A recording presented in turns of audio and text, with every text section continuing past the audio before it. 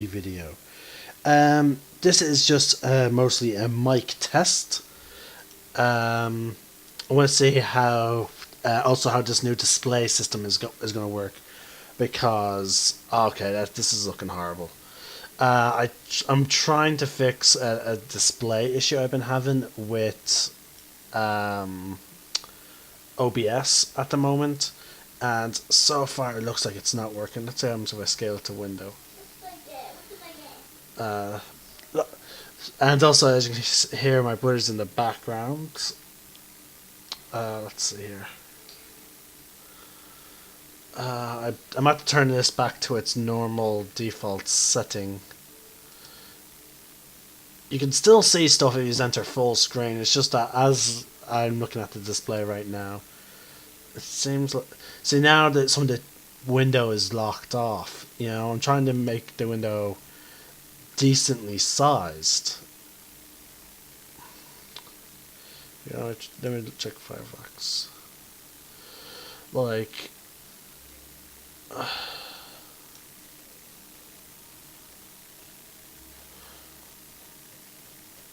also, there we go.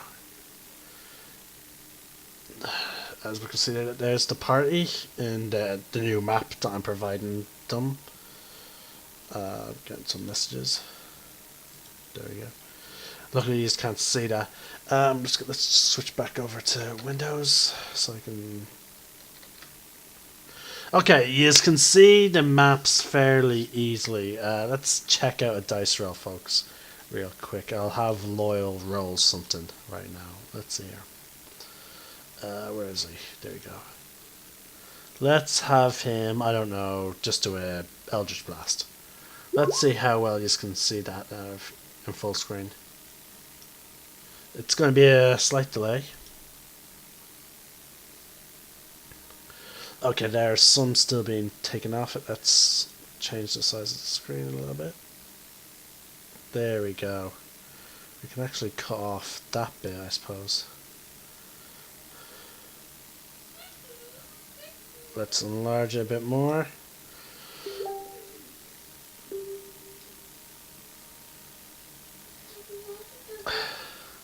Alright, okay, as I'm looking at this, you can see it.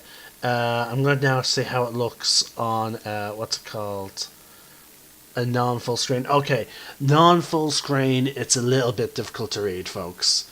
But again, if you enter full screen mode, either on YouTube or Twitch, and there's my dogs, folks. That's another thing I'm going to have to deal with tonight. Unfortunately, I'm in a situation where I have to be around my dogs.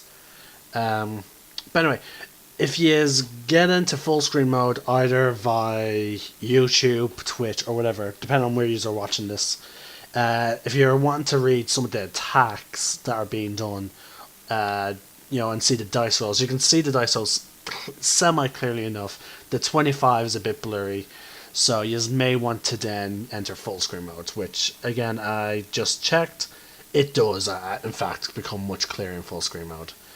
But yeah, again, I was just disappointed that I couldn't show you the entire proper view as well as then what's called this bit.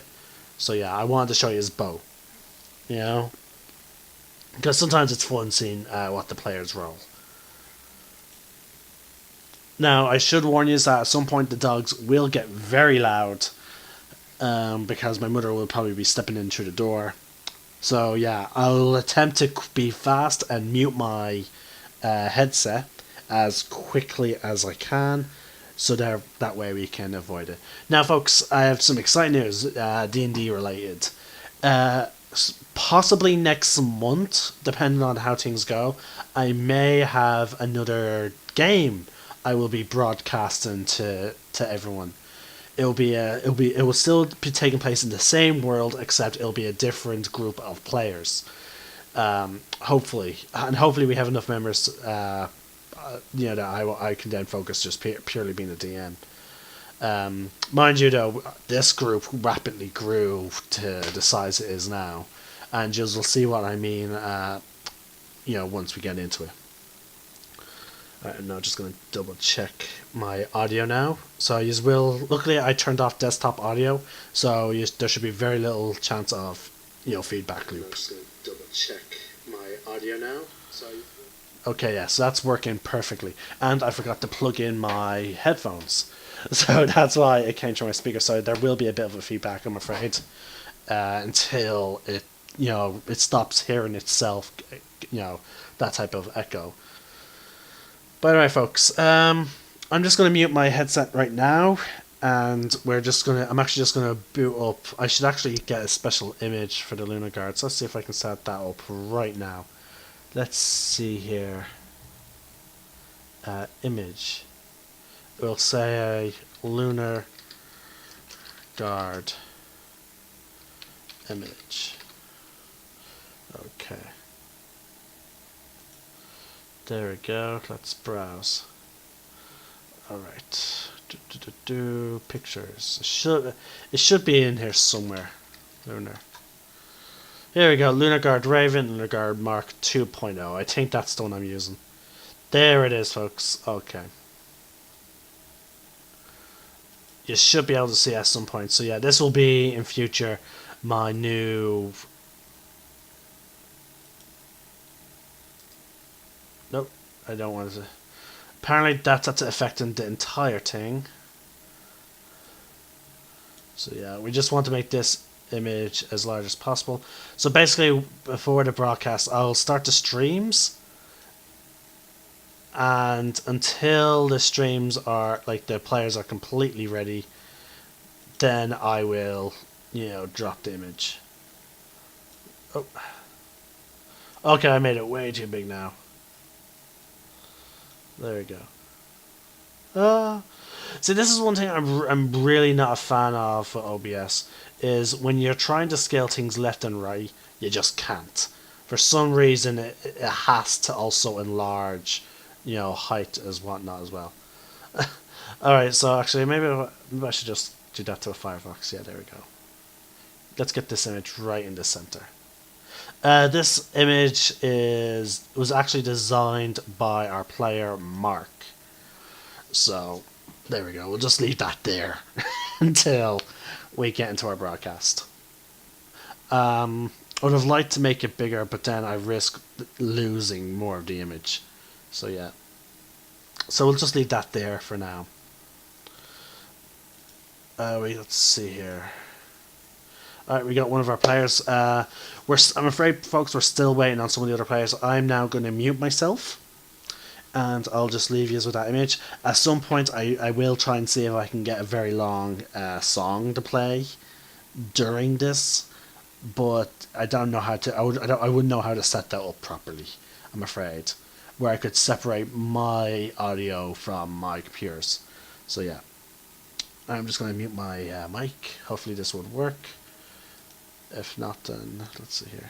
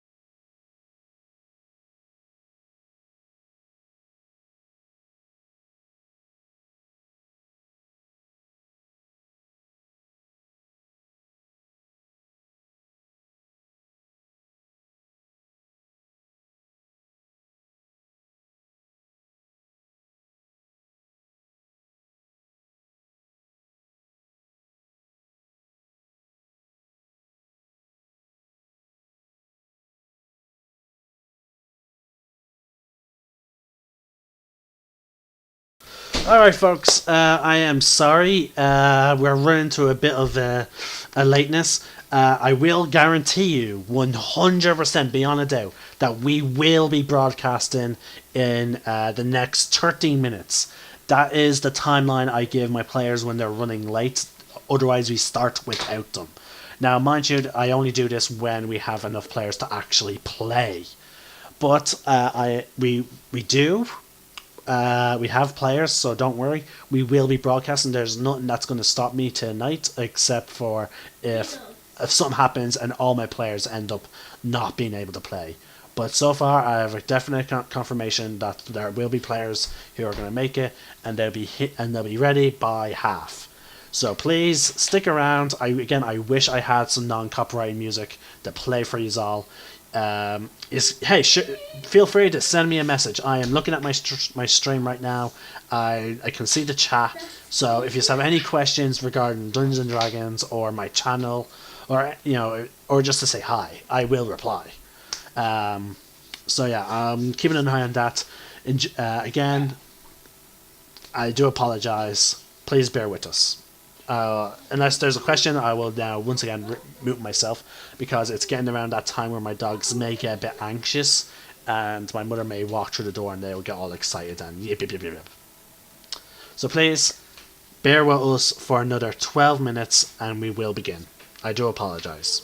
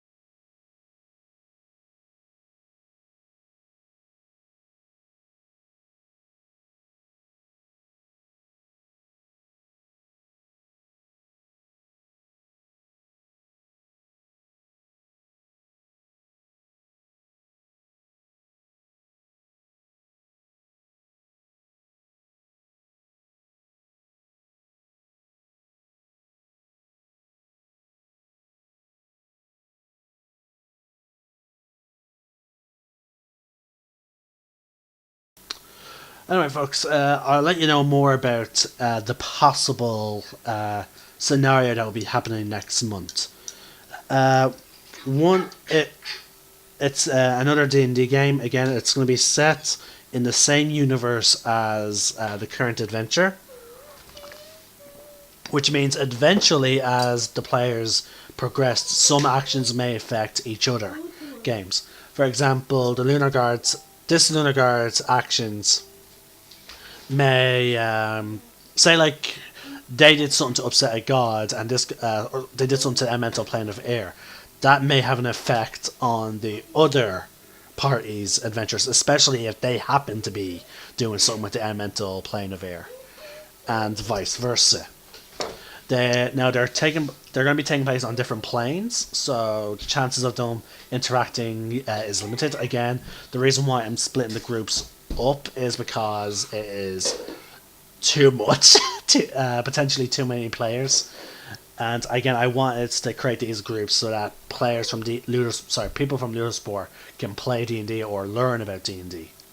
So that is why I sent out another invitation to my class and group. So that is going to be happening next month. But now onto the two settings. Now, the first setting that I'm thinking of doing it in is Teldore from Critical Role. I'm extremely interested, and I'm sure with Campaign 2 underway, Matt Mercer is going to release a second book, given information about Wildmounts, the continent which they're on now. Whereas I have the book on Teldore. So I'm hoping that may be one of the settings. It'll be set like about 10 to 20 years after the events of at least Tordak. I may include Vecna, I may not. And the other setting is a setting of my own design. It's going to be like a very piratey type of sailors type of setting, where it's going to involve lots of airships, especially those featuring from Izzy's warships. I will be putting a link down into the description below for Bright Shield's. Hold on. For Bright Shield's DM's Guild page. But the Izzy books are absolutely amazing. If you're a DM or a player, I highly recommend them. They have some really cool airships and a wacky character with a really cool backstory. But yeah, that'll be this general setting that I'll be aiming for. I hope you will enjoy. Again, I'll be discussing with my players about this.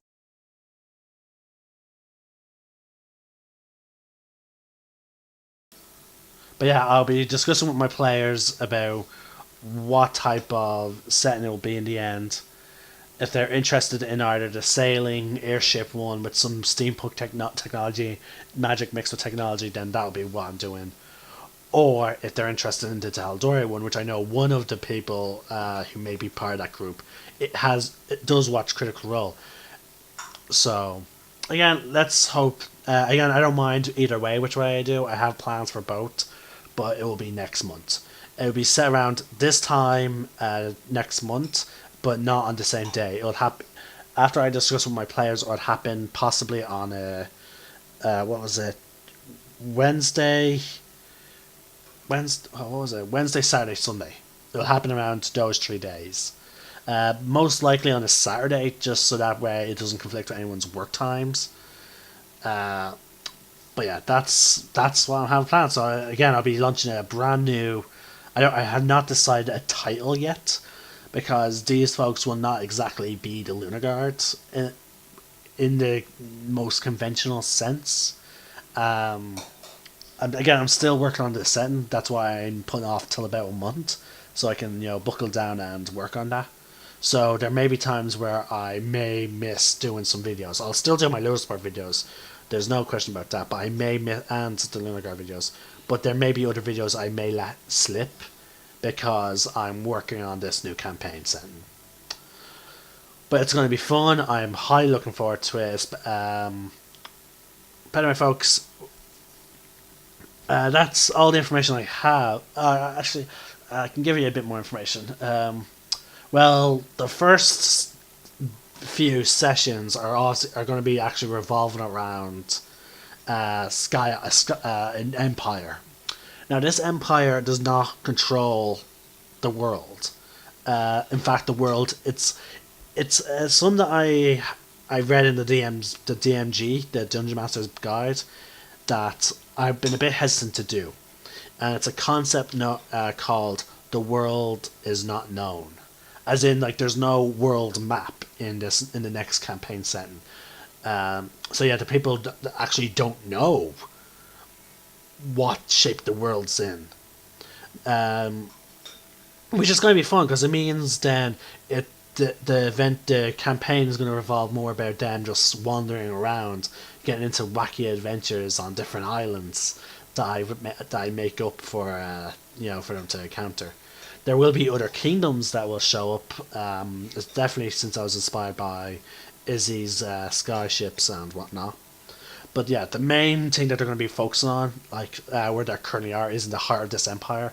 They live on what's called junk islands that lie beneath the main capital city, like the main capital city, which is housed on a sky island.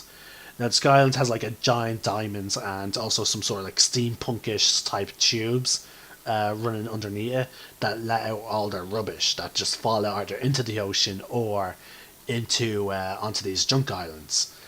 And the junk islands are actually inhabited. There is people there who get by salvaging what is dumped onto their islands.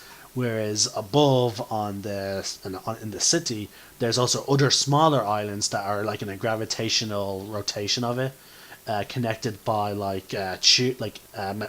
sort of like glass bridges and all that. So that way people don't worry about falling off. They just go about their business. So yeah, it's an adventure I'm really looking forward to. My main inspiration from it is actually from One Piece and this old cartoon show that I used to watch on Cartoon Network called, oh, what was it called? Stormhawks. Yeah, it was called Stormhawks. It was like a weird combination of the two.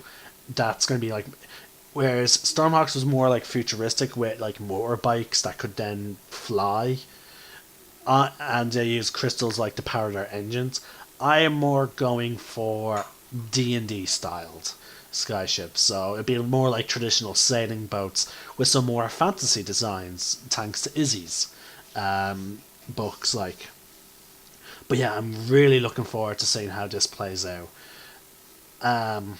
Again, like I'm still gonna work on that world, whichever setting is not used. The Teldore setting, I'm gonna let just drift away because I have a book there that I can always reference to recreate stuff.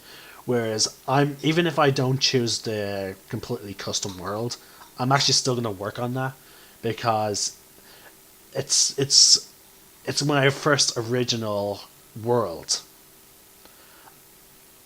and most of my campaigns I already use Faerun, the Sword Coast, for example in this game the Elder Scrolls or Teldore maps. I always use them as the building blocks of my worlds. So this is my first world that I am properly designing myself. I want the set to be mostly exploration, so I may never do a world map.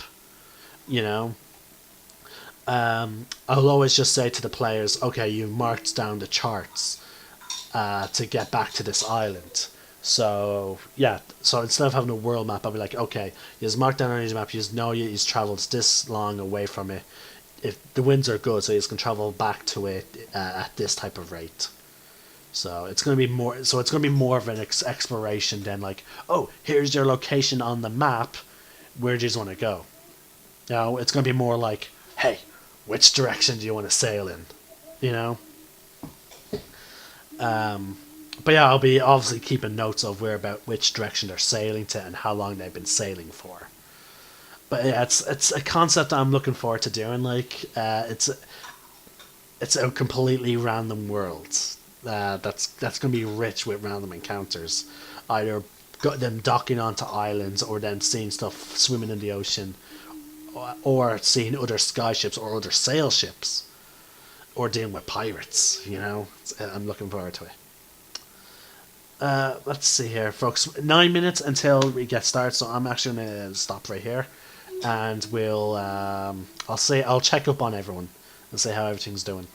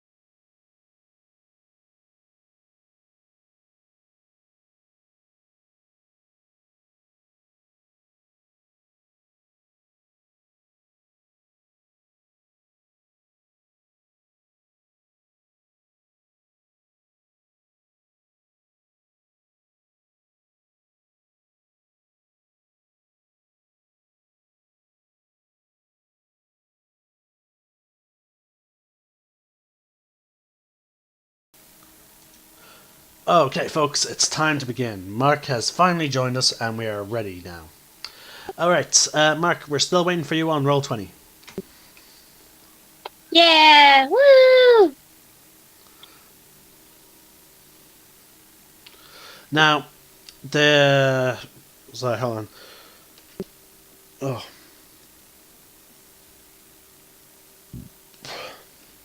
Alright, so, is all had some rest. Is captured Droki.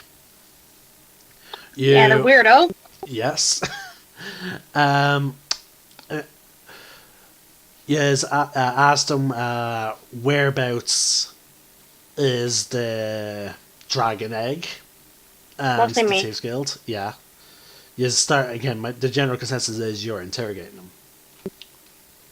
Yeah. And we left off just as he was about to enter.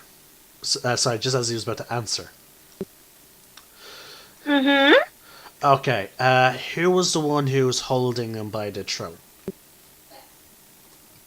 I don't think I was doing. I don't remember.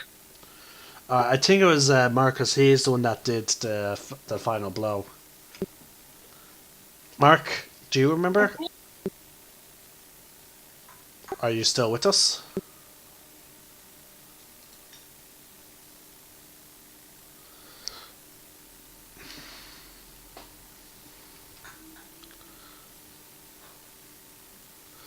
So, folks, it looks like we may have lost Mark. Again, that's the problem when you're playing online. We'll give him 2 more minutes, and then we really are going to begin without him. Alright, Emily, we're going to give him a few minutes, and then we really are just going to keep moving forward. Okay, I'm just gonna assume that he's the one holding him by the throat then. Yeah, we might as well.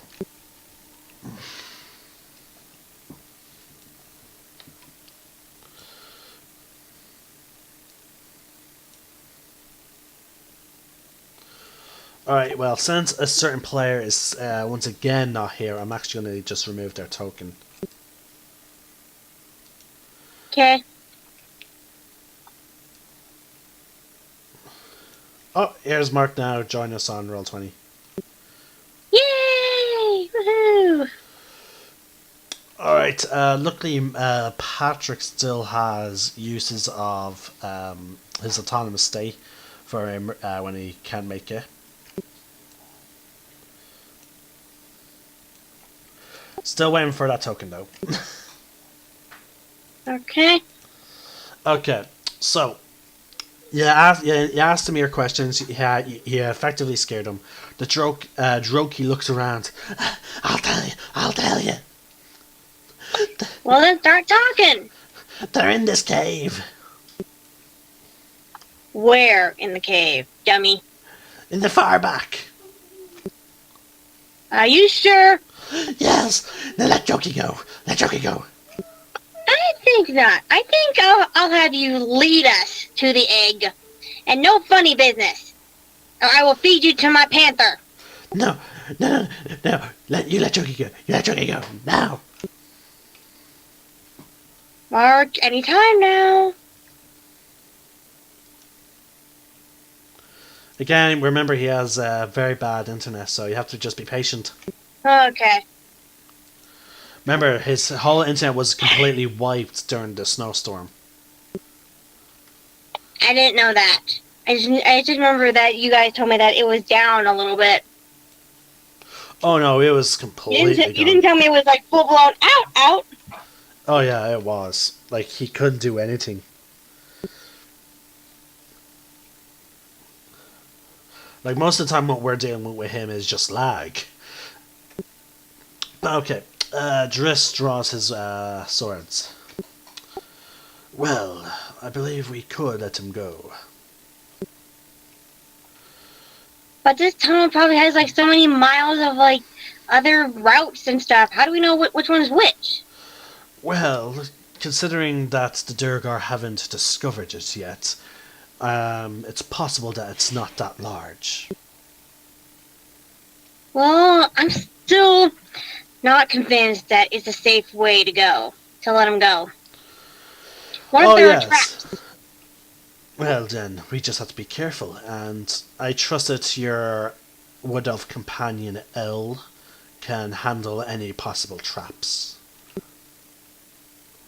Sure, he'll be the bait. Whereas if we keep this one with us, at any moment he could decide to start shouting and alert his allies.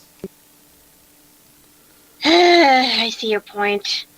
But instead of just letting him go, we make sure he goes out the exit instead of going deeper. Good idea. Now, Droki, it's clear that your allies are going to meet their ends now. Thanks to me, you're given the chance to live. Go back to the Dero community and stay there.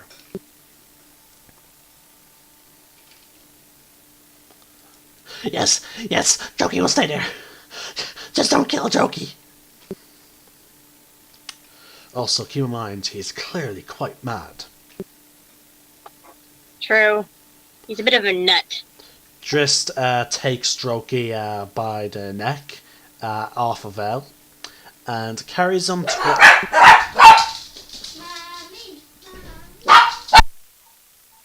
Wow.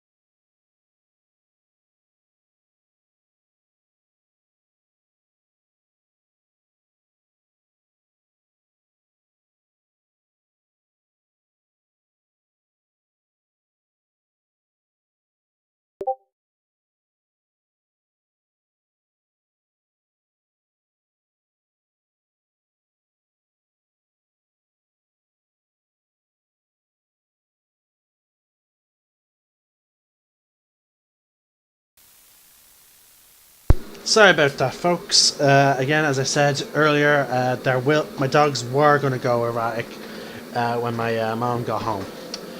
All right, let's get back into the game. Mark, can you hear us? Mark! Right. I made something different. Close the eyes. Close the eyes. Close the eyes, Mark. Close the eyes. Looks like Mark is having some technical issues. I made for you. Flower? Yeah, it's a rainbow color. Yeah, it's very Easter. Easter. That's it. Because Easter's full of bright colours, I think. Yeah, That's but, spring. yeah, but this is a rainbow color flower. Gives you superpowers when you eat it. Is it? Yeah. Gives you any power of a superhero. You better get your pizza. What?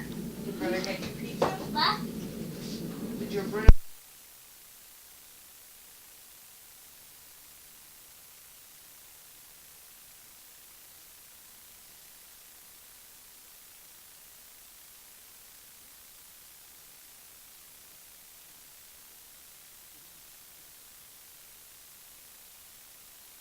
I just don't like. Sorry about that, folks. We're still having some issues with Mark. Oh, Mark, we can hear you. Mark, we can hear you. I heard you typing there. Oh, cool. Was I correct in Yay! Was I correct in launching it as administrator? So a chance to reset it. It's just fixed itself. Okay, so it's just your usual internet situation. But yeah, Yeah.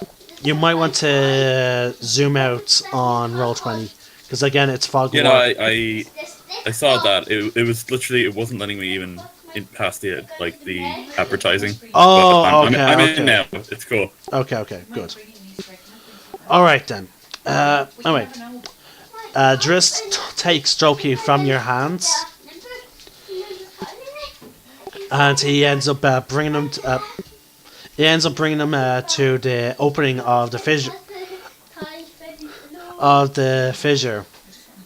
And basically pushes him out. Yeah, it's very good. If you don't hug me, puppy.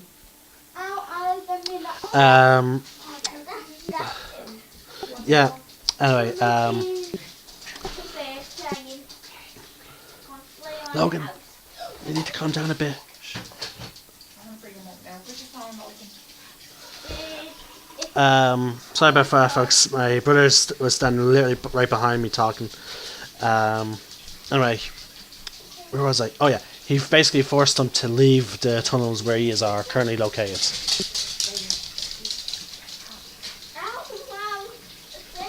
So, with that, Driss comes back. Yes, we're told that the Thieves Guild and the Dragon Egg is in the back of this cavern. The entire area is lit up with dim light, but even then, you can only see to a certain distance. Smashed?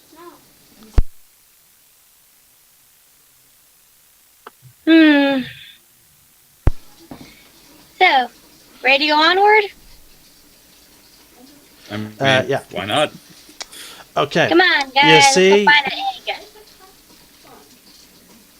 okay, you see ahead of you that the tunnel stretches on for a bit, and just as it curves slightly to the left, you do see what looks to be water. You also see that there are two turns. The closest leading to your left, and then the second one leading to your right. But you hear chanting coming from the right. Hold on. Hmm. Get in. Come on. Get in, Rambo. Okay. Rambo. This is perplexing. We probably don't want to go near the chanting, I think. That's not going to Or should we? I It's don't... usually never a good sign. Yeah, you're right. At this point, Aranis speaks up. We must go down that way. I sense dark energy from there. Unless you sense a dragon's egg, yeah, it might not be a good idea, but... I said no. This is so hard. Either way, I believe we should go down that way. What do you think, Al? We Want to go must, near the creepy chanting? if there's any fiendish energy being emulated in this cave, we must find it and exterminate it.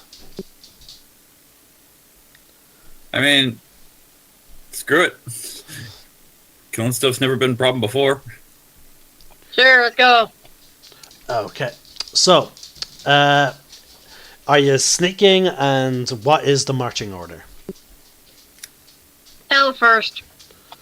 What? Yeah, you first. Not ladies first this time, just you. Well, again, okay.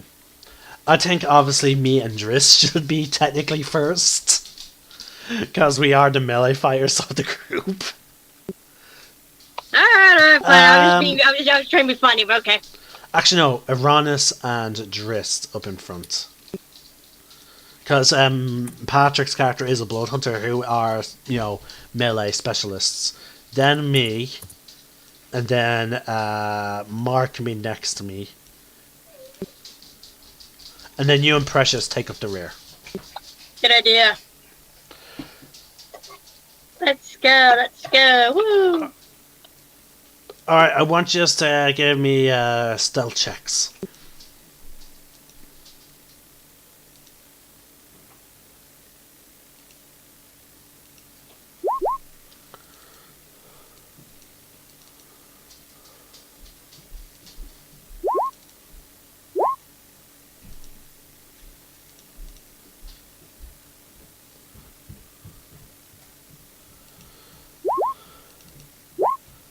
I forgot Uranus is not exactly stealthy. Alright, Precious! Okay, it was a group check, so let's see here. 10, 11, 22, 11, 23. Okay. Actually, guys, I forgot something upstairs. Okay. It's just my dice. Sorry, folks, I'll be back in just a short sec. I'll quickly mute my audio and all that, so you just won't be bothered while I, open and close the doors.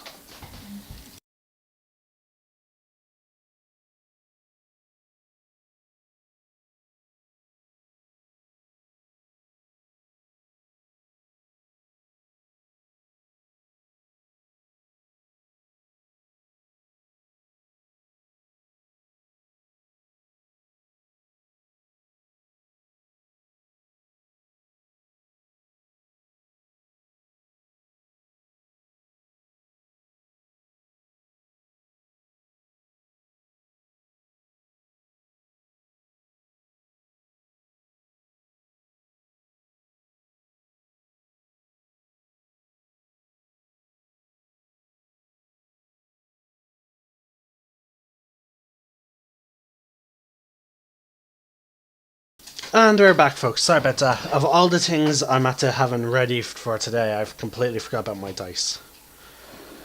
Alright. Now, where was I? Oh, yeah, stealth checks. Alright. Okay. Right. Right, so you begin marching towards the right tunnel. Correct? Oh, sorry guys, I forgot. I keep forgetting I'm on push to talk for when it comes to talking to the players. Okay. These are going to the right tunnel, correct? Sure, Yes. close to where the chanting is. Good, okay. I want one of you to... actually, no, I'll do that. Okay.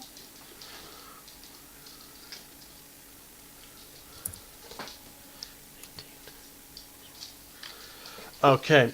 As you begin walking forward, you begin hearing rapid clicks and slithering from further up ahead of you before you reach the tunnel. Due to the fact that everyone has dark vision, Yeah. and the fact that the sort of strange spores that are in the air of this cavern, you can easily see what's approaching, which is... Give me a sec to get the token up.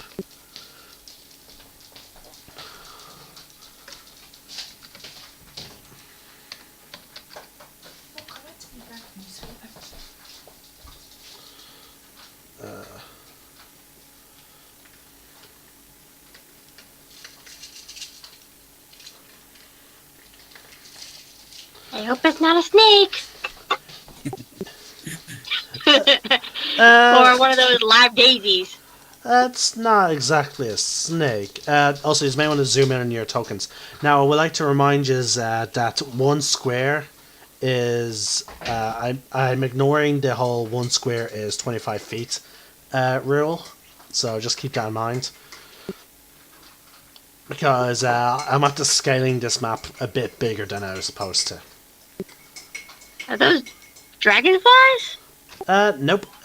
From what you can see at your point, they are in fact a swarm of centipedes. Ew! Gross! I want you to roll initiative. Ew. Bugs. I hate bugs. Ew. Ew. Gross. Suddenly, the snake doesn't seem so bad now. Yeah, ha ha ha. Very funny, Mark. Yeah.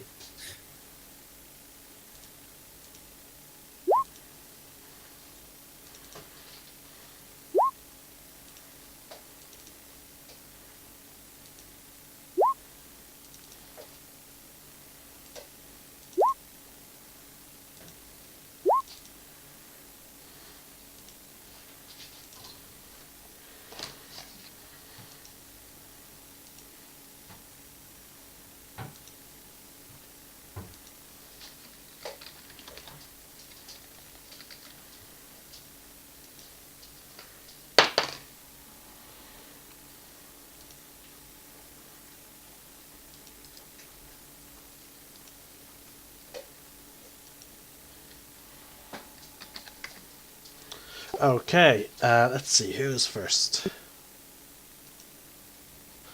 It's actually. You forgot to add me. Did you click your token? Yeah, I've got 21, and Precious got 7.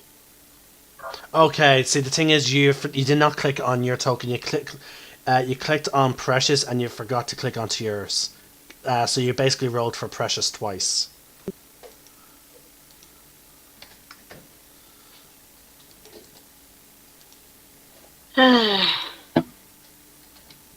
I know it technically be much easier to manage a ranger with a pet, without Roll20. Because, it's literally just writing down. But okay, it still doesn't matter. Drist is still going first. Okay. Drist is going to use his bow. That's a hit. That's 14.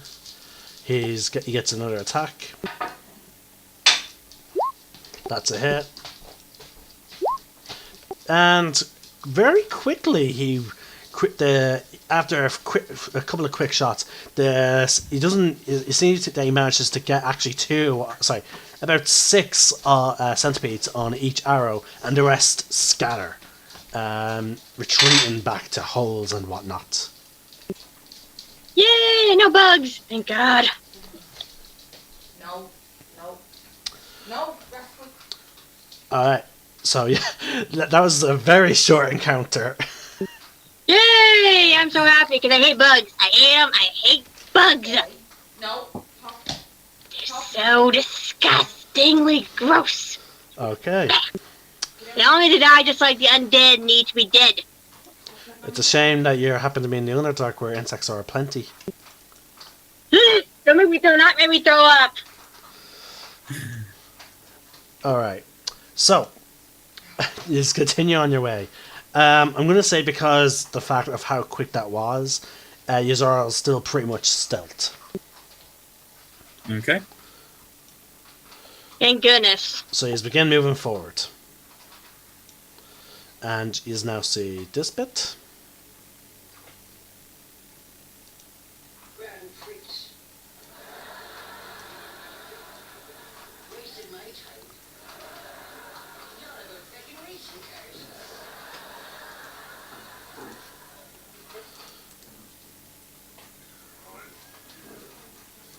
You see a figure in the far back of this cave. Now, the floor is completely littered with skeletons.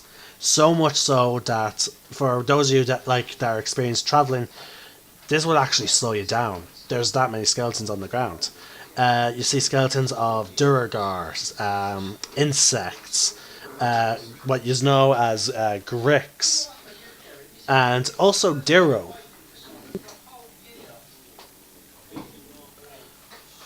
So, Oh boy, that's unsettling. That's foreboding. but yeah, you see a figure in the far back chanting. Who's doing the chanting? He seems to have his back turned to you as he is basically praying at an altar. Okay. Can we see the altar, or do we just see him? No, you see the altar. That's why I said you can see him praying at an altar. Okay, Is it only him? It is literally only him in this room, as you can see. Is it? Mark, you sort of cut out there. Did you want to say something else? Yeah, is he the only person we see in the room? Yeah, so far, yeah. Besides skeletons. This is a Which trap. makes me wonder, will they come alive? Well, I'm still thinking that to myself mostly. Yeah. This is absolutely... Skeletons are going to come alive. Yeah, it feels like it, doesn't it? You know what I say we do? What? I say we, basically try to stealth hit him with arrows before he sees us. Oh, I was just thinking that, I could just arrow him in the back of the head.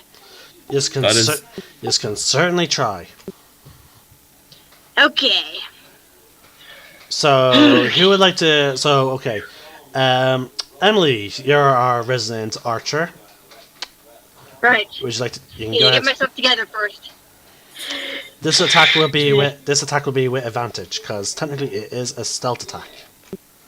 I'm also Alright. gonna ready an arrow just in case she somehow misses by some incredible miracle. Well, you might need to Uh, get you might need to get your sword instead then. okay. Sid again. By the time she releases her arrow and misses, he will be able to turn and see your attack coming. But again, Yeah, right? you'll still get a surprise round. It's just that it will not be fully surprise. Yeah. Okay, hang on a minute. I'm gonna Hunter's Mark him. Okay, you cast Hunter's Mark.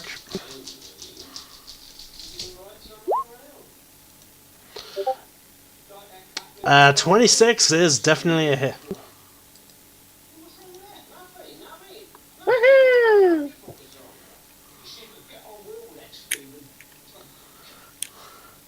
Roll damage. Yay! Okay. 11. Roll your Hunter's Mark damage. 1d6. And I'm sorry, folks, if you hear Oh, any okay. traditional comedy laughter in the background. My man's watching a very good old comedy from the UK, Fools and Horses. Wow, maximum damage on that d6 there. That is actually, yeah. He goes, your arrow flies through the air, gets him right in the center mass, and he slumps over the altar. This is a blood altar, isn't it? Would you like to go Okay. over and investigate? Not Yep. Alright, right, so is anyone else going with him? Well, I don't, Aronis is but going. I'm just kidding. So I'm just gonna go with him anyway. So I feel bad now. Okay, so alright, well, since you're going, my character's also going to go. Alright, that means everyone's going. It was gonna be Aronis and Elba. Okay, right. You just begin to move forward. The terrain is very difficult. You are trying to take the paths that have the least amount of bones to try and ease your travel.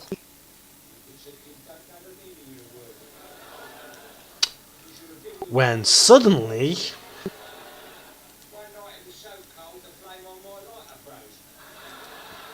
Yeah. The real fight begins. I knew it! I knew it! I knew it! I'm dead! I knew it! I'm dead! okay, it's at this point that you hear a faint bird call. Bird call? Yes, you hear a bird call. Oh, wow. It's coming from behind you as the skeletons are rising up. A phoenix seemingly flies through the cave towards you, flies up over you, and slams down into a bunch of skeletons, erupting in a flame. A what? A phoenix. Erupting into A phoenix flies up over you, slams down into a group of skeletons, and out from the explosion steps forth a familiar face. Huh?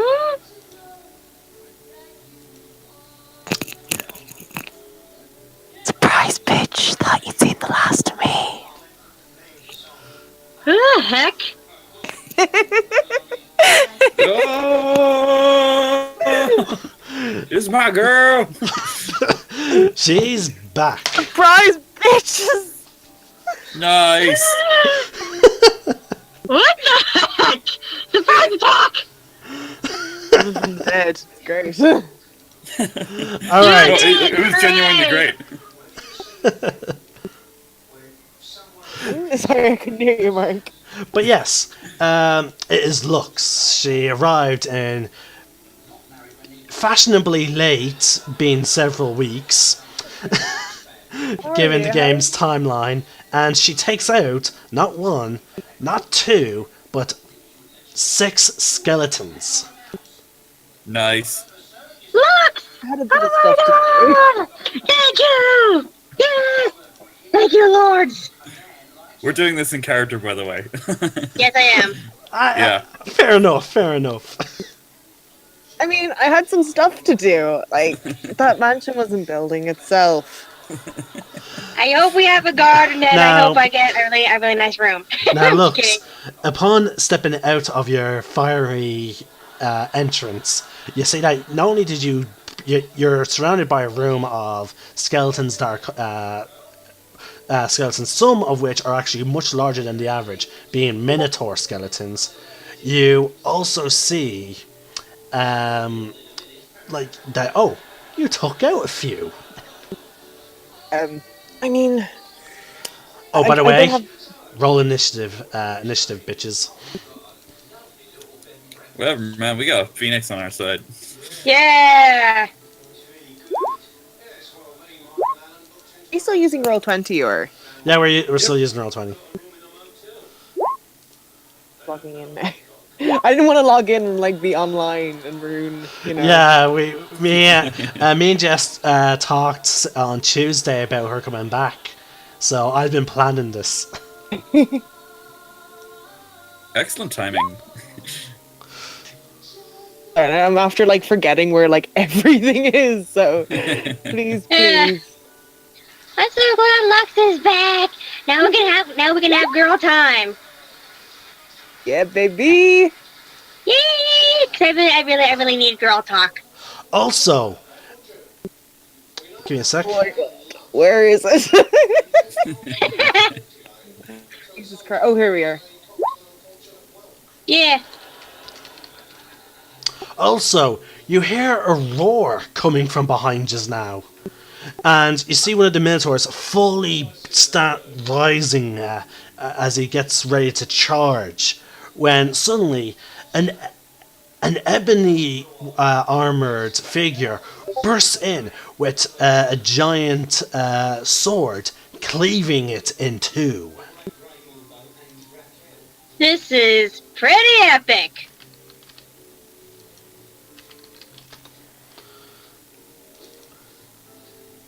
That ain't me? What?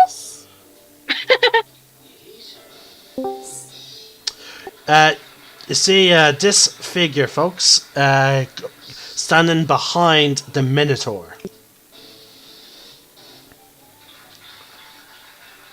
It appears to be a black-scaled dragonborn with one arm completely clasped in armor, wielding a giant sword that you've only seen the type of once, wielded by Uranus. Could you see the picture, guys? Yep. Hold on. Okay, good. Because I clicked show to players. Okay, I see it, but we had another person in the voice chat. Exactly. Now, Greetings. Ebonscale, you just arrived roaring and cleaved a giant minotaur skeleton in two. What is the first thing you... and you see that the room is still filled with many other skeletons. What do you say to the others? Oh, and you see your old travel companion Dritz amongst them. Talk later. Kill now. Dritz replies. I like that guy. Dritz replies, indeed. Alright. Sounds like a plan. Sounds like a Alright. plan. Now, Connor. You know how to roll initiative, correct? I did go over that in my video to you, didn't I? You click. Yeah, I think so. You click your token. You then open up your character sheet and you click initiative. Lux, I need you to do the same. Dang. I mean, I did it as... It was Jessica, so I'm just gonna do it as Lux. So you're gonna have to give me a minute here. There was a It's lot to learn. not coming up.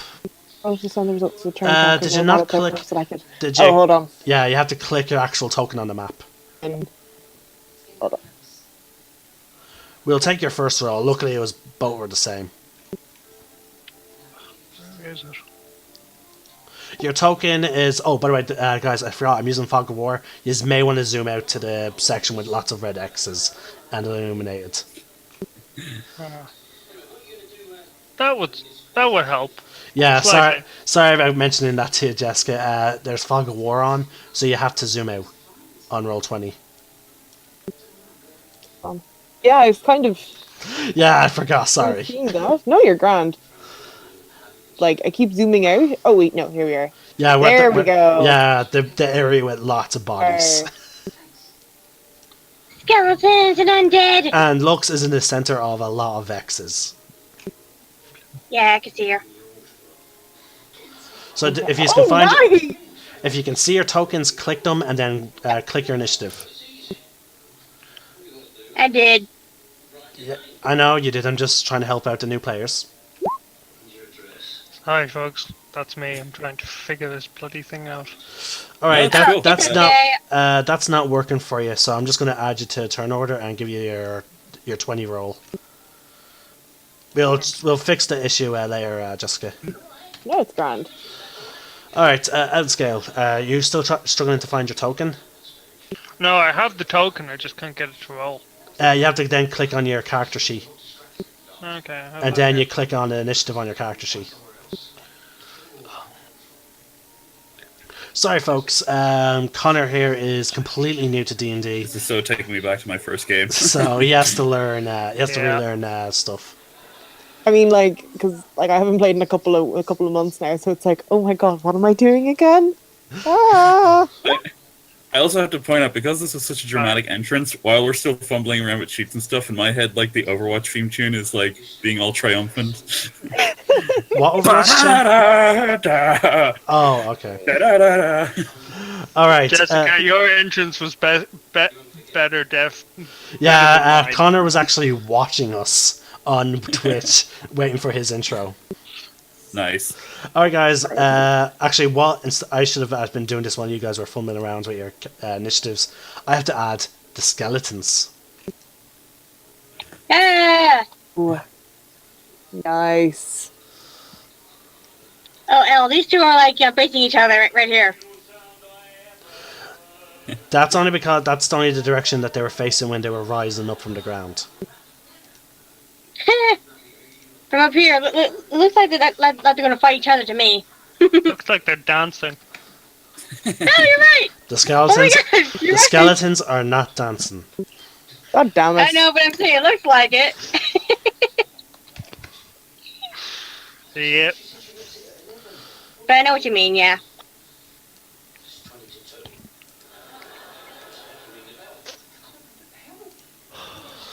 I'm sort of regretting adding so many enemies. You do. I bet you do. This is why my necromancer, use all spell slots for zombies, is only a worst case scenario policy. Yeah. Because, again, I don't want to manage this many skeletons.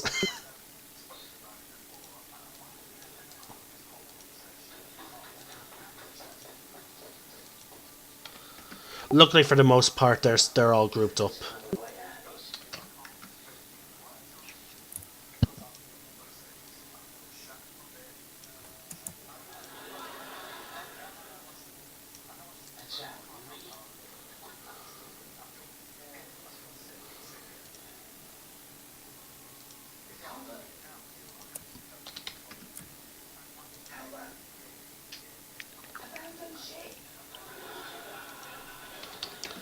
Oh god, so many skeletons. You're fine, you're fine. For Take your any time, take your time. for any future DMs possibly watching this, this is why I've had them all pre-rolled. But this is why you need to be really careful with your encounters. It's fun to have loads of low-level enemies, but you're going to be trying to add them to your roll turn order for ages if you're a free account user on Roll20.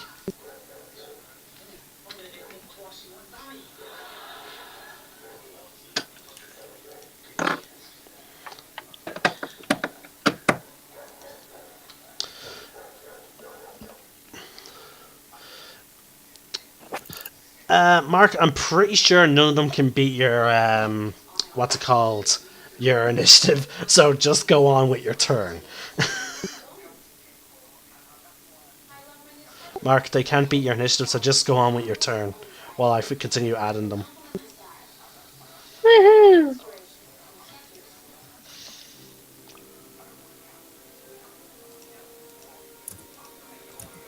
Mark, Yep. I said do your turn. Sorry, did I miss something there? Yes, I said could go on your turn because none of the skeletons can beat your initiative, and I'm still adding them. So Okay. Sweet. Well, let me see. I'm going to aim for this one that's like right next to Loyal. So I get my flanking. no, you don't. Ah. You're on the wrong side for flanking. Oh, seriously? Oh, Yeah, okay. it's Yeah, remember no, I it's get you, I directly get you. across. You can flank Okay. with Drist. Yeah, okay. Then I'll whack this dude here. So, one That'll second. give you advantage. And I'm gonna stabby. That's a hit. And do I get my sneak attack for that one? Yeah, because you have an ally adjacent to it. Cool. Always gotta double check. Just for future, sneak attack happens when they're surprised, and when you have an ally adjacent. Okay.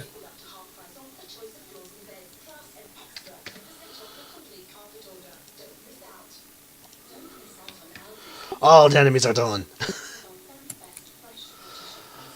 Oh, that was a long process. Okay, there's over like 30 skeletons. There was until Jessica got through with some of them. Okay, that is a total of how much damage? 6, 12, 25. Yeah, that skeleton's dead. Nice. You swing with your fire dagger, and the skeleton just drops dead. What do you want to do? Well, I think what I'm going to do is do an offhanded attack against this dude. Go for it. Mm-hmm.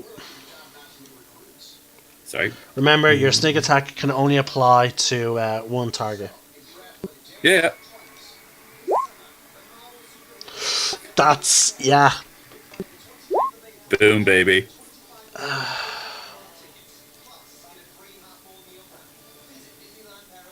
While you were He's gone, dead. I became a badass. So proud of you. Yep, Oh my he's God. gone. Well, you just took out two Badass of in them. my eyes, Mark. You have your movement if you want to use it. Let me think. No, I think I'm going to stick where I am for the moment. Okay. This skeleton is going to slowly turn to face you. And he's going to attack you with flanking. Sorry, which you? Sorry, yeah. He's going to attack L, and he's going to get Okay. flanking.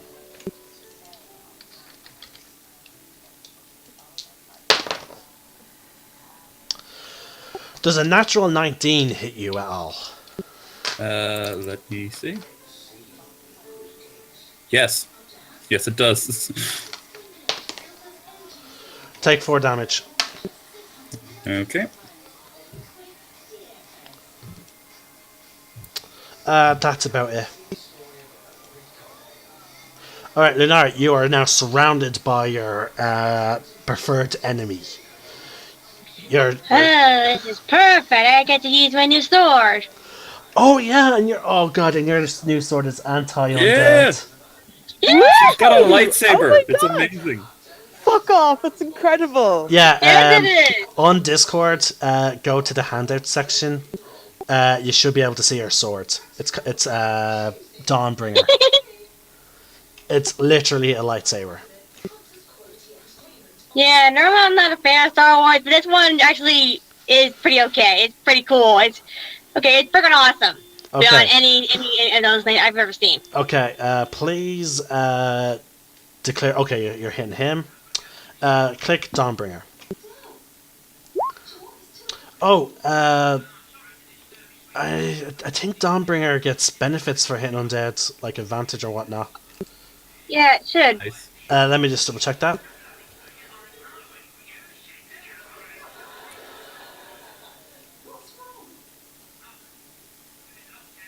I remember it should. I'm pretty sure. I'm just wanting to make sure.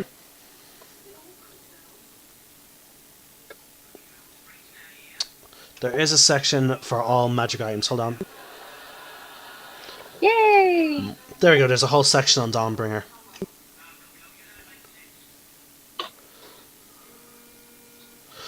Okay, it's telling me to go look at sun swords. Eh, That's annoying when it's when you have to look something up, but it's like, no, you have to go to this section then to look at this up. it's so annoying as it is. Is that you'll go to that next section and they'll tell you to go back to the original section. Oh, sorry, it's not. Yeah. They're not called sun swords. They're called sun blades. Okay. Oh yeah. Let's see. You use your dexterity. If you're proficient with short swords or long swords, you're proficient with. Let's see. +2 attack damage rolls with this weapon, which deals radiant damage instead of slashing. When you hit when undead. Okay, yeah. So the target takes an extra damage. So it takes an extra 1d8. So click your damage. Okay. Oh wait. What did you roll? A 12? Yeah. I'm sorry, but the skeleton just ducks out of your way. Damn it. Yeah, if only you had Damn it, I'm advantage. dead! You want me to be dead! Who thought the dead could be so mobile? I know. They have their ways. It's like they have a brain, which is really redundant. Hey. Zombies have brains. But they're just They skeletons. also have You can see hearts they're too that skeletons. you're breaking. They're skeletons. They have nothing. Okay. Alright, is there anything else you want to do? Bonus action or... Can I swing at them again? Nope. Not unless you have another weapon in your other hand. Ah, damn it. Too bad. Sorry. Ah, this isn't fair. Lux, it is now your turn. Unbreak my heart. Sorry, that was for Mark. Ah, Going to firebolt on. Wait, can I firebolt on this lad behind me? Hold on. Range attacks will have disadvantage if they're right. Oh wait, okay, yeah, he's not right up to you. There's space in between you and him. Oh, by the way, each square is actually. Oh no, I'm ignoring that rule. So yes, never mind. So yeah, since there's 5 feet in between you and your target, yeah, you can firebolt him.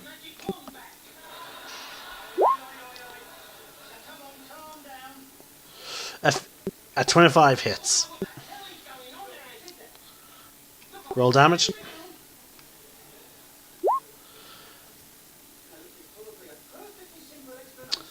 I did that correctly, didn't I? Yeah, that hits, and that's the damage dealt.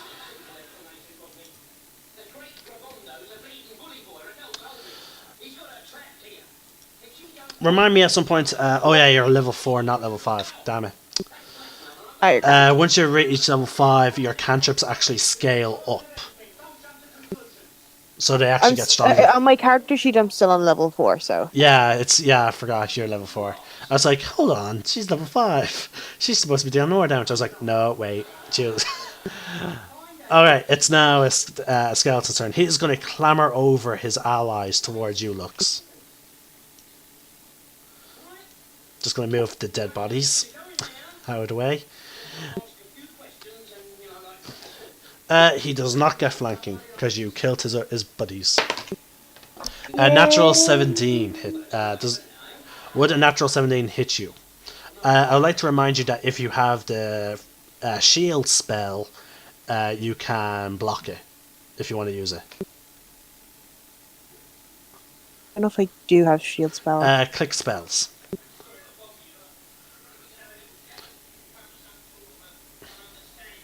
No, you do not have shield. Shield now. They're all offensive rather than defensive. And all fire. Yeah, well, that's kind of the point. Alright then, I'm afraid then the 17 is going to hit you. Alright. Take 4 damage. 4 damage?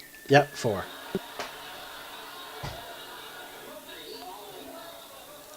It's now Drist's turn.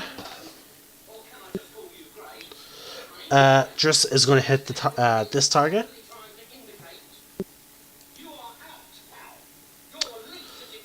Sorry, I need to bring up his tactics.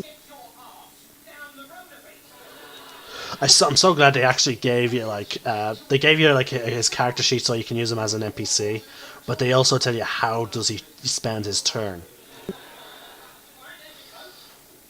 Alright, so this is a melee, so he's going to use Icing Death first.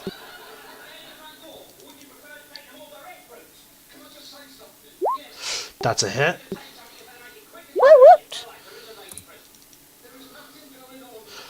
That guy's dead. Bonus action attack, he's going to use Twinkle. And yes, that is one of the names of his swords. That's adorable.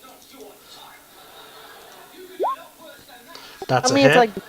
tell me like the sword is big and ferocious. It's not like a little tiny little thing. Actually, Alex, alright. The guy is still alive, but he's going to turn and target this guy. So instead of just focusing on 2, he's actually hitting 3. He's spending his extra attack to use Icing Death once again.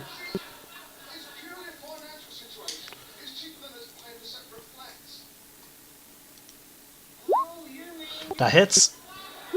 That kills the skeleton.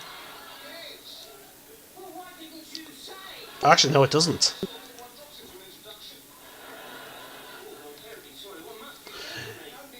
He's going to use Action Surge. Targeting the last... once again, he does another attack action.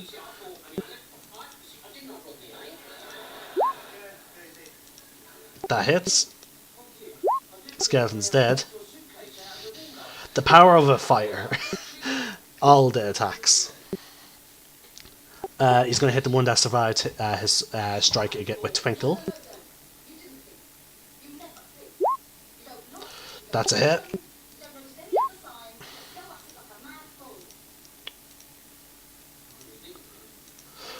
So in this split second, Driss was just like a hurricane of swords. Slash, like just taking on 3 skeletons on his own. By the way, Twinkle actually boosts his armor when he hits with it. So when he uses it, it makes him harder to hit. All right, next skeleton. This one. Twinkle. Sorry. It's a long sword. This one is going to strike at you, Lunara. I'm afraid he has advantage because there's a skeleton right behind you. Does 13 hit you? Oh yeah, she said she was AFK.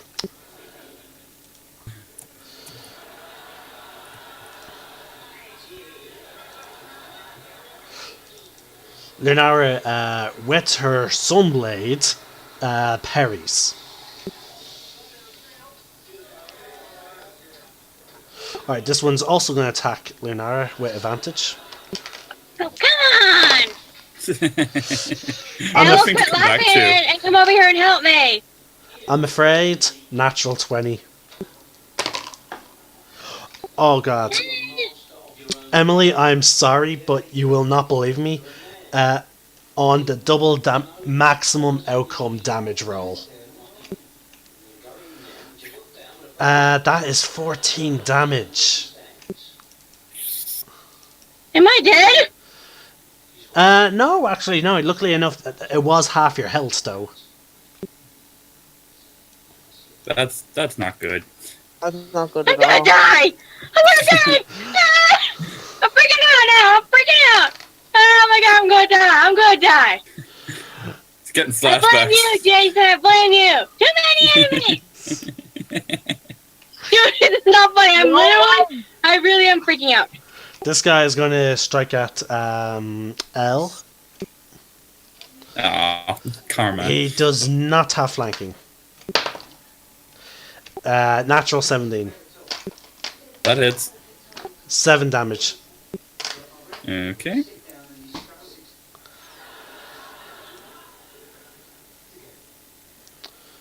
This one is going to strike at Lunara, but he does not have advantage.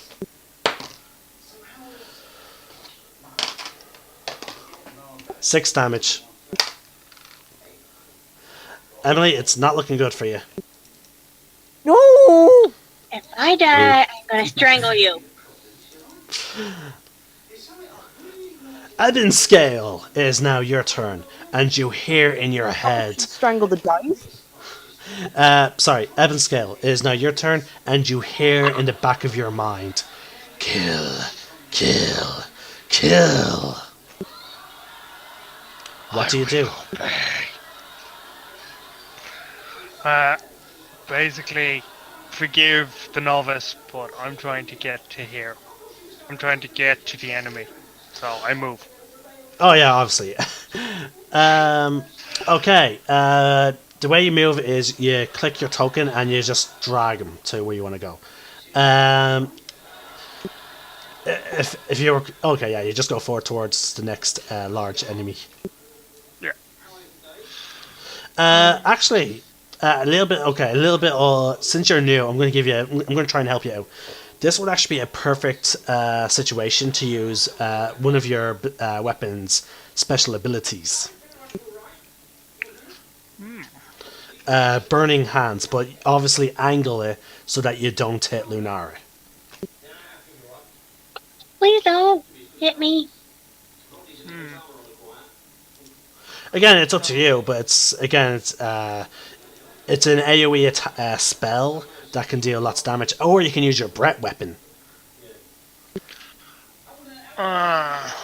See, I don't have much experience, so I'm Okay, on your character sheet, when you want to use one of your attacks, you literally just click the attack. Yeah, no, I get that. I just don't want to kill half of you in the friendly Oh fire. yeah. Okay, if you say to me, I want to use Burning Hands or your Brett weapon and angle it so I don't hit anyone. Yeah, that's what you're doing, and therefore you won't hit anyone. Okay. You just I'm have gonna, you just have to let me know that you're angling it so that it doesn't hit your allies. I'm gonna use my breath weapon, but not. I'm gonna try and avoid my allies. Okay, click your breath weapon. All right. When it comes to acid, I believe it's a straight line. Yeah. Okay. Yeah. I think there's again. I'm trying to remember Brett attacks. But okay, so that is a DC 11. Was it Dex? Yeah, it is Dexterity. Alright, so that's 1, 2, 3, 4. Wait, what's the range of it? It's I believe it's 25 feet or 15. Yeah, I think. Oh yeah, if it's a line, it's 25. It's 30, and if it's a cone, it's 15.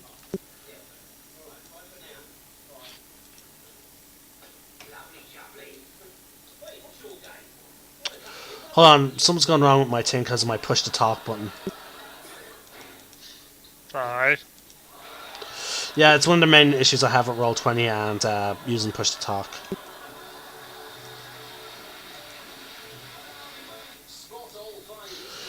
Okay, yeah, you can hit you can hit every single skeleton that's right in front of you. Alright, that's a lot of rolls for me then. That's 2 fails. 4 fails. All fail. So they all take 5 acid damage. Fucking love Dragonborns. They're amazing. Yahtzee! So, folks, you literally just see this guy after he chopped a minotaur. In okay, whoever's sorry.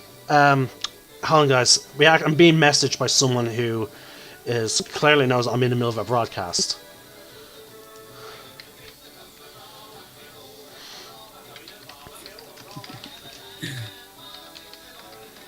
Hey guys, my connection just cut off there for a few minutes. Did I miss anything other than like the last 5 seconds?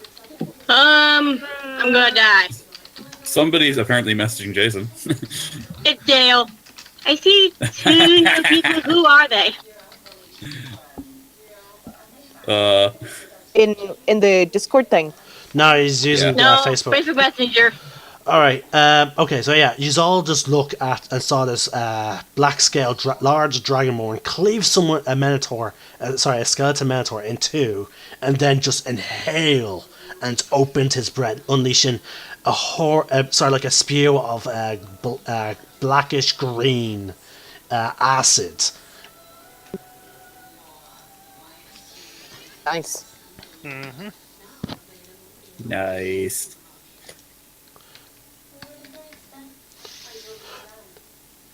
The skeletons are not looking pretty. I'm melting. I mean, no offense to the skeletons, but they weren't very pretty to begin with. Yep. I believe that's all you have as a bonus action, since most of your spells. Well, actually, if you want, you can set up your next turn with a bonus action of one of your spells. Because remember, in the video, I explained how your smite spells have to be cast before your next attack, and you basically hold on to them. Okay. So yeah, you can set up for your next turn. Just let me know which if you're setting up any of your smites or whatever. I'm going to. No, that's piece. I'm going to. I'm gonna set up Burning Hands. Burn Hands is not one of those spells that you set up. The spells that you basically set up for your attacks are your smite spells, and you have none of them prepared. Yeah, that's alright. Yeah, you can. That's alright. I knew what I was picking. Yeah, shame. Ah well, next time. Oh yeah. You can't change your prepared spells until the next until the long rest. Alright, that's it for your turn then. Unless you want to. Oh yeah, that is it. Alright, we're back to the skeletons. He's dead. Alright, this one is gonna. This one is gonna move, and he's gonna strike at Lux, Ah, for fuck's sake. and he misses. This skeleton was actually crawling on the ground, and you managed to just lift your leg up as he swiped at it. This one is going to clamber over towards Precious. Emily, does a 16 hit Precious? Huh? Does a 16 hit Precious? Oh God.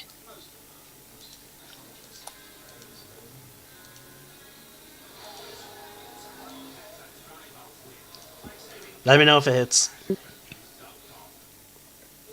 I don't know. What does it say on the AC?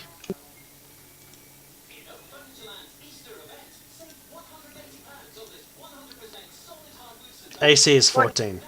Yeah. 5 damage to Precious. No. This one's going to fire an arrow at Lux. 17 hits you, as I recall. Am I right? Pardon? The last one was 17. Actually, don't you not have a staff?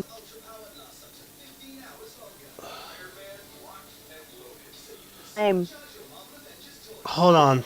I remember when I was updating your character sheet for you. You had like a bead of force. I could have sworn you had a staff.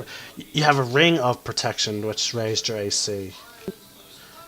So your AC should be 10 plus Dex, 14. Oh, and I think a ring of protection only adds a +1. Yeah. So yeah, that's why you have 15. Could have sworn you had the spell that allows you to cast shield. No, I don't. Yeah, sorry about that. Yeah, you take 7 damage.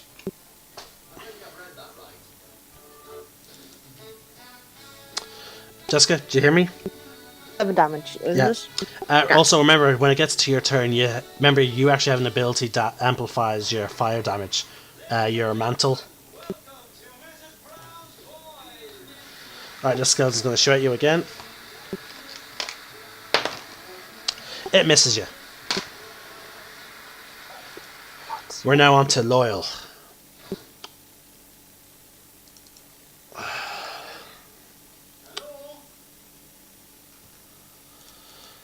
Alright, guys. I'm going to be straight up with yous. I can. Alright, I am now the only person in our group who can see through my darkness, but if I cast it, the skeletons can't see. Oh. So I can rob some of the skeletons around me of their sight and start hitting them next turn. But the thing is, though, it will rob you of sight as well. I don't want that. All right, then I'll just green flame blade then with my katana.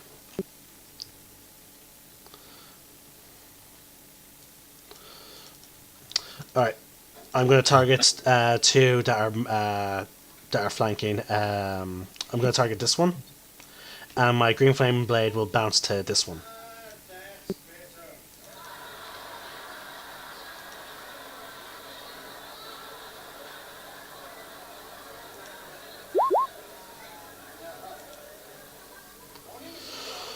That's -1.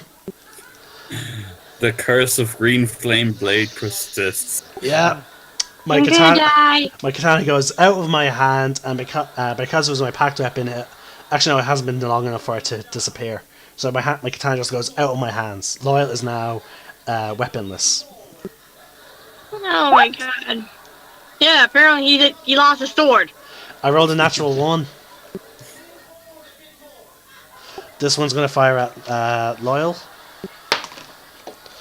That's a miss. Lux, I don't want to die. Sweetheart. Technically, Ebonscale and yourself have healing spells. This one's going to move up to Precious as well. Actually, no, this one's going to move up to Drist.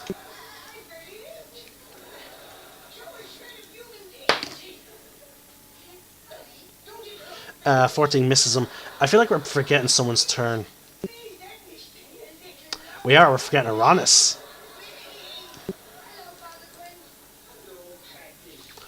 Now, his Berserker mode could really help.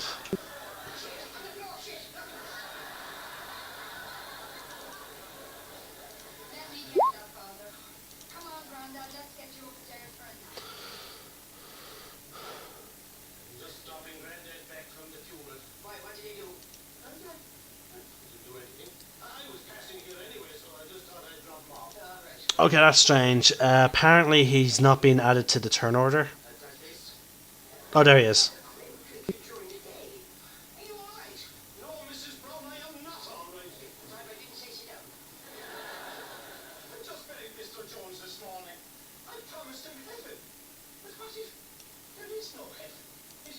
Okay.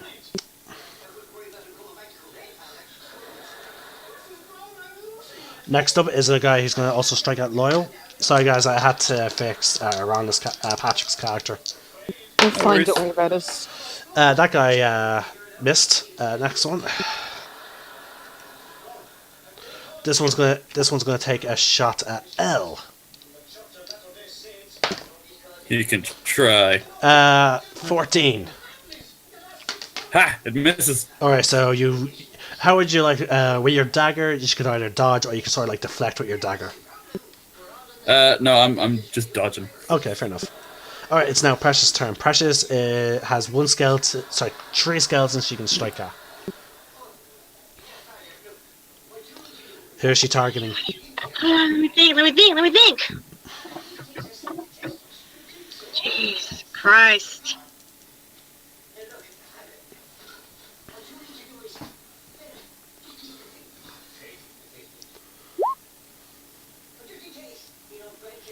That's a critical. Yay. Roll damage. Which one were you targeting? Please ping him.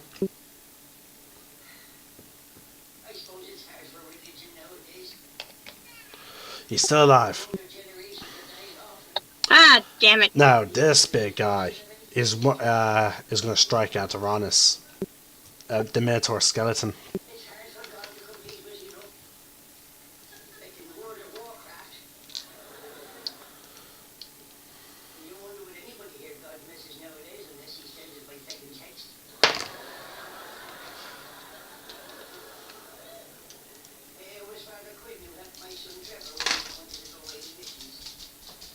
That's a hit. 18 damage. Oh no, wait, an 18. Sorry, I didn't roll damage yet. That's an 18 to hit.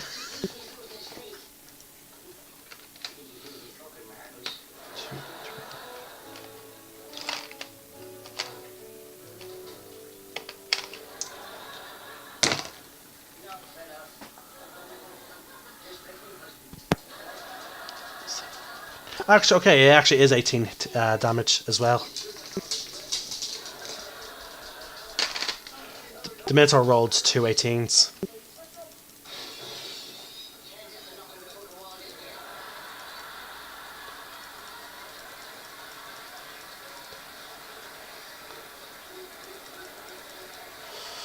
These are starting to look really rough as a group. Alright, Rhonda's turn now.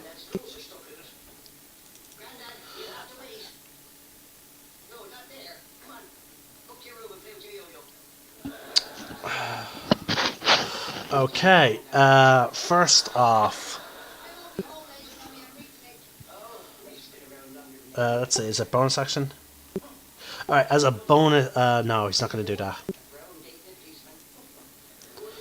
He is going to actually instead activate burst mode from heaven and hell. All of a sudden, he's going to look much faster now. Badass. And he's going to target the Minotaur.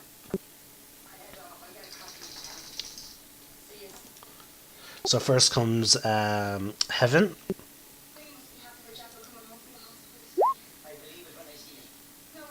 That's a hit.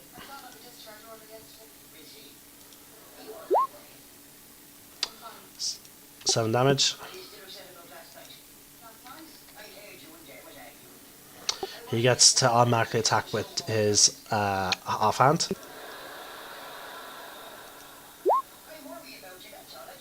Hits.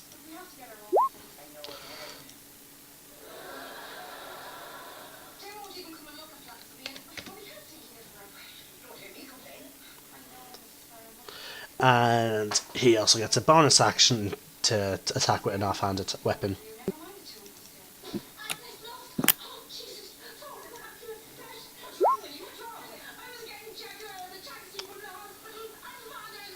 Oh, sadly he drops his weapon. And therefore, because hell is no longer in his hand, he does not get his automatic attack with heaven. Oh, Oh boy. that is a shame. Has to be you. So everybody losing their weapons today. Is it like sweaty hand day or something? Like, I hope they're insured.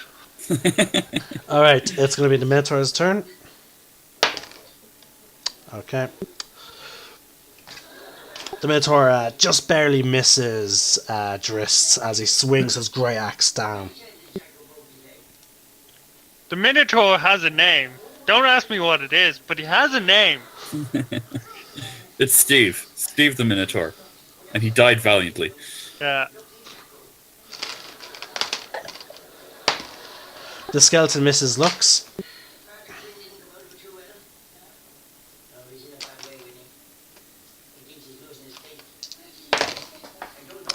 Both the skeleton with advantage misses Lunar.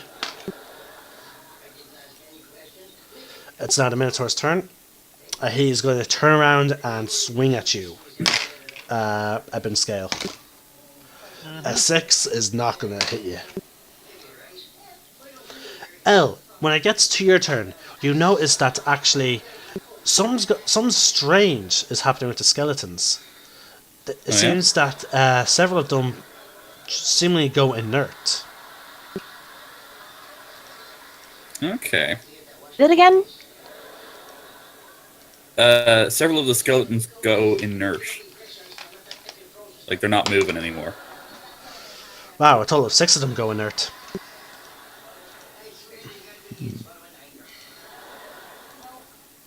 I have a sneaky suspicion that the Minotaurs are what's keeping them alive. These are skeleton Minotaurs.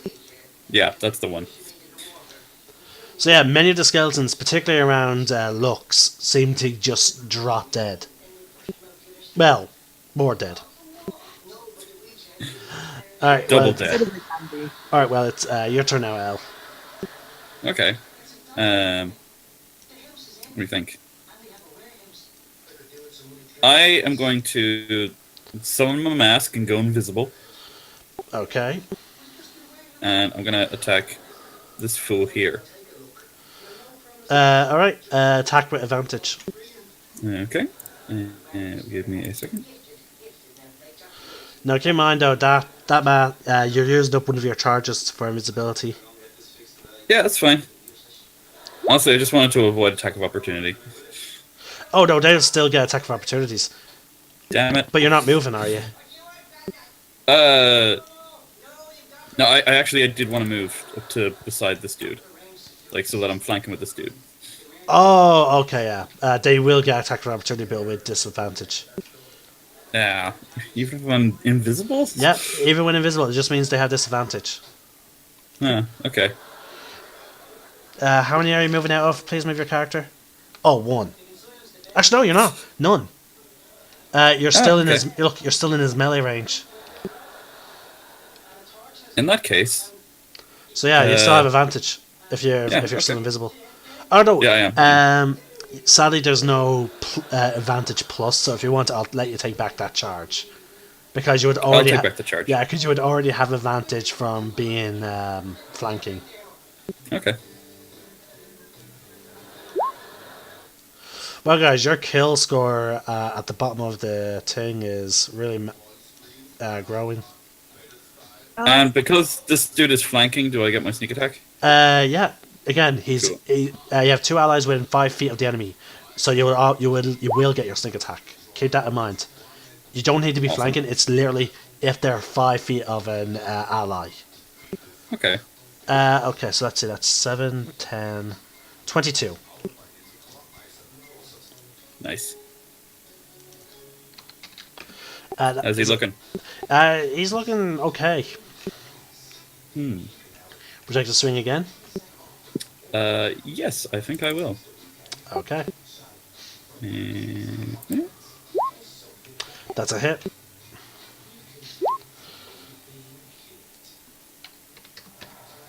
Is that it for your turn? Yeah, I don't think there's anything else worth doing.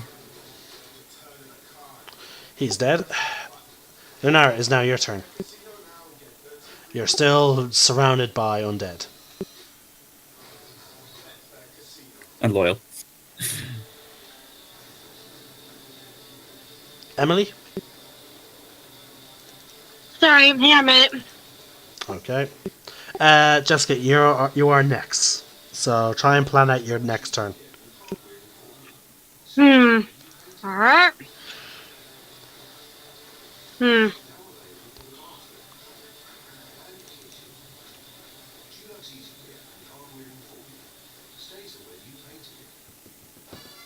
I'm gonna go for this guy. I'm going to Hunter. No, I'm sorry. Hang on, actually. Actually, no. You can actually, as a free action, move your hunter's mark to a new target because your target did die. Okay, I'm gonna move it to this guy. Hang on a minute.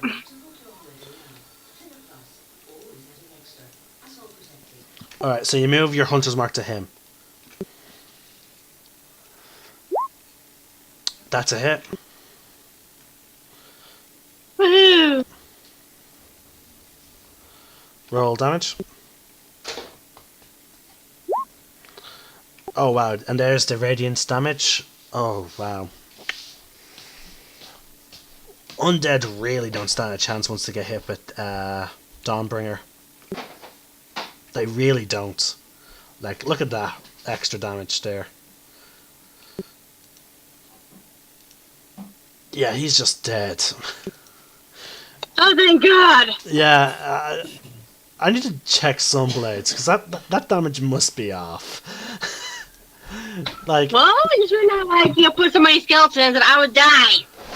Because if I die and you don't know anything to help me bring my character back, After making a new one, I'm gonna be really pissed. Just a Huh. warning. Oh, right, okay, here's what's going on. Okay, sorry, that's 16 for in your damage roll. That's actually if you two-handed the sword. Okay, so he takes the 17 radiant damage, and because he's undead, he will take an extra 1d6. So roll a 2d6. One from Hunter's Mark, and one for, your Dawnbringer. Okay, so that's a total of an extra 6 damage. So, yeah, he's... Oh, by the way, he was just dead, even with your first damage roll. Okay. So, Better yeah, be sure. this skeleton doesn't just die. Well, again, he's already dead. He turns to dust. Yes, that's how that should be. I am not cleaning that up. Don't do it then. No one asked you. Alright, that is it for your turn. Lux, is now your turn. And I'm going to activate Mantle of Flame. Okay. That allows you now to add your charisma modifier to all your fire, I believe. I'm going to use Scorching Ray. Please click it. Remember that is a spell, so that's a first level spell, so you might want to mark it down as well. Mark it down how? Go into your spell section. Yeah. And Click your spell section. level 2. Is it level 2 and not level Oh, I believe you're. Hold on. Give me a sec. I clicked on the wrong person. Okay, yeah. Click the gear icon.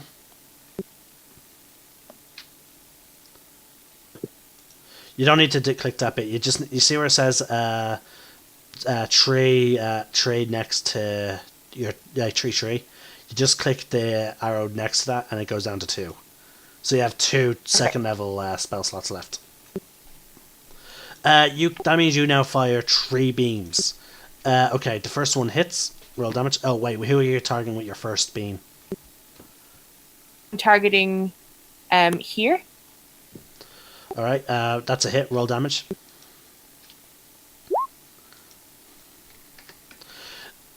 Are you targeting anyone else, or are you hitting the same target? Target this lad here. Okay. Roll. Click Scorching Ray again. You have to roll it repeatedly. Yeah, no, that's grand, yeah. Oh wow. That's definitely a hit. Roll damage. Oh, by the way, oh shit, I forgot these are getting your charisma modifier added. Oh, yeah. I'm just going to double check, is it your bonus thing?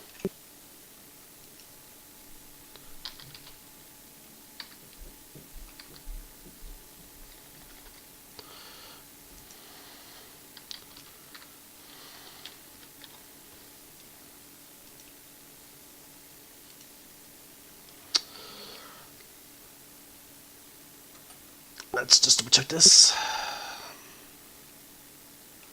Christmas 4. Okay, yeah, you're actually now creating a bright light, so this area actually lit up. Any creature takes fire damage equal to your charisma modifier if it hits you with melee. Whenever you roll fire damage on your turn, roll gains a bonus to your charisma modifier. So what's your charisma modifier? 4. Okay, so that's extra 4 to actually all those damage. You took extra charisma just to these hot babes. Okay, so that 15 that you dealt is actually now a 19. Holy shit.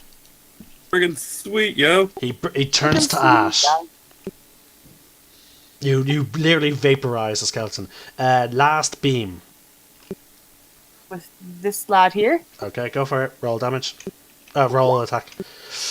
I'm afraid you got excited after that.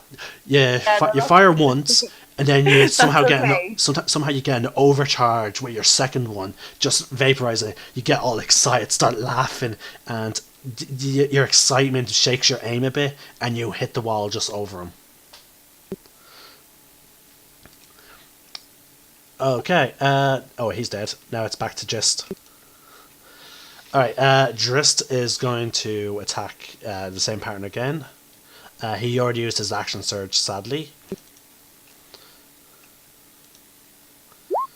That's a hit.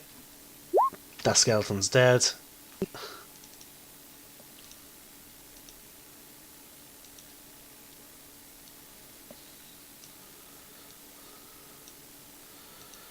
Alright, he's going to use Twinkle then on the Minotaur. That's a hit. And then he's going to use Icing Death. That's a hit.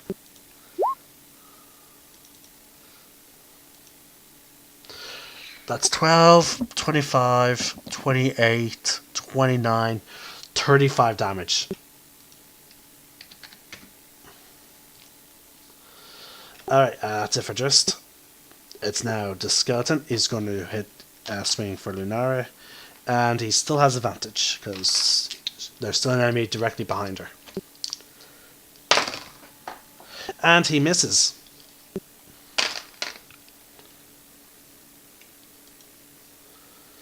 Alright, this skeleton is going to actually move up.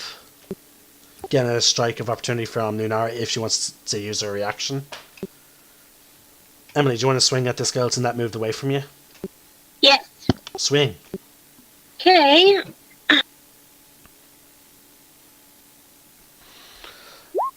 That hits. Yay! That's it. Woo! Roll damage.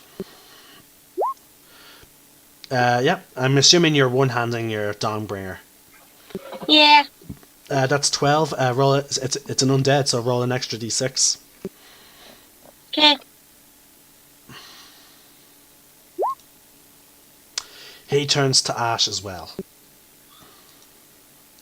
Finally. Shut up, Elle. Get over here and help. I am helping. Alright, this skeleton is going to attack L, and he's going to attack with advantage.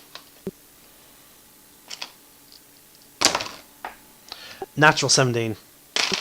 Yep, that's a hit. 8 damage. Okay. In all fairness though, L's being attacked by 2 skeletons and 2 minotaurs. And I'm still standing. Oh wow, nice. Sorry, what was the damage again? A.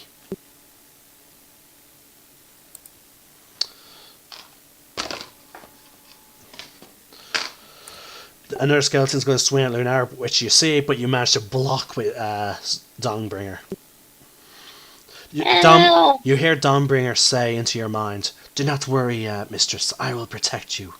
Oh, that makes me feel so much better. I'm not being sarcastic. I'm not. Eben Scale is back to your turn. You've seen that all the skeletons survived your acid breath, but they are significantly more damaged. I'm going to use my Berserker Sword on the Minotaur in front of me. Swing. Oh, by the way, I changed the name to Blade. Okay. That's a hit.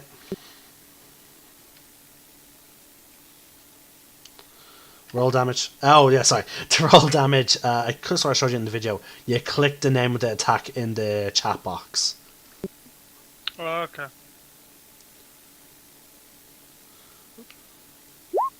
There you go. That's 14 fire damage. 14 total damage. Alright, he's looking rough.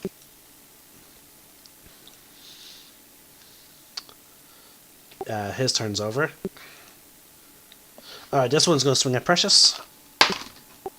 Natural 18, Millie, I'm afraid. 3 damage. 3 damage to Precious. Ah! Let me know when she drops to 0.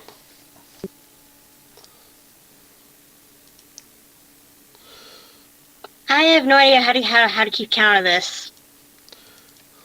You just go into her character sheet and you lower her health by the number I tell you. So, okay, like right now she has 8, so you bring her down to 5. Okay.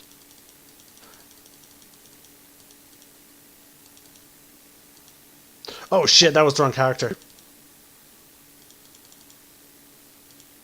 Huh? I wanted to help you with Precious, and I accidentally lowered your health from 8 to 5. And yeah.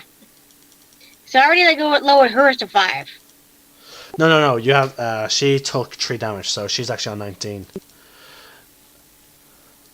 Okay, so it's not 19 and not 5. Okay, make up your mind. Again, I made a mistake. I was looking at the wrong sheet. Relax. Alright, it's Laura's turn now. Okay, I have to use, I believe, an action to summon back my blade. Because anything else I do is going to be at disadvantage. So yeah, I summon back my blade.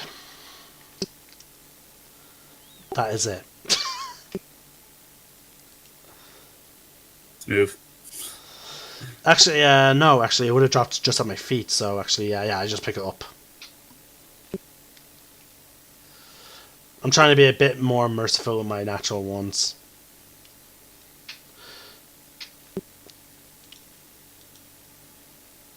Alright, so yeah, I'm going to swing Green Flame Blade again. It will work one day. Like today. Woo! And now that I'm a character level 5, I believe it goes up in damage.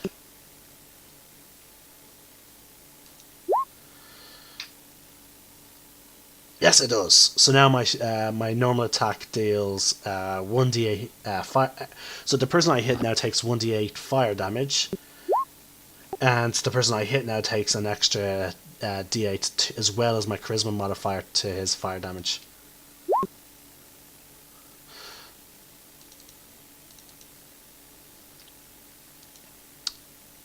So one of them takes 9 damage, and the other takes my katana damage with 4. So 14, and the other takes 9.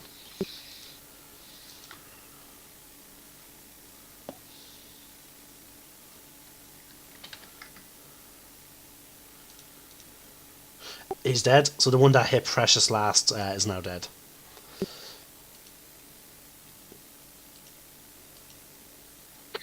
Alright, this one is now attacking L.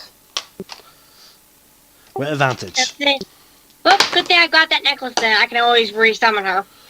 Yeah, but the thing is though, she's not recovered when she goes into your necklace. You have to actually take her out to heal her. Does a 17 hit you? It's at 17 total, so does that hit you? Mark. Sorry, you cut out there. Does a 17 hit you? Yes, it does. Okay. Right then, that's a total of 5 damage. Okay.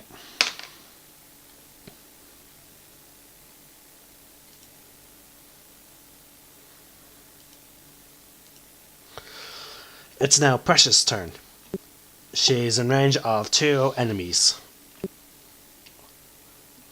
Okay. Alright,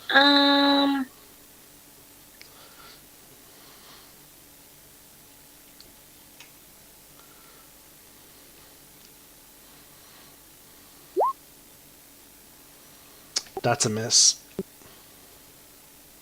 darn. The Minotaur is going to swing at Uranus. With a natural 18.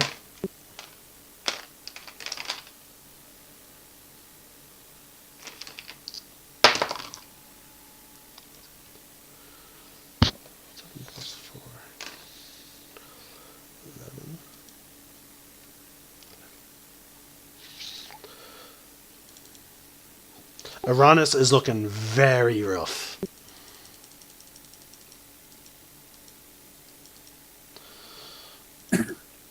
It's now his turn though. Alright, he's going to pick up Hell.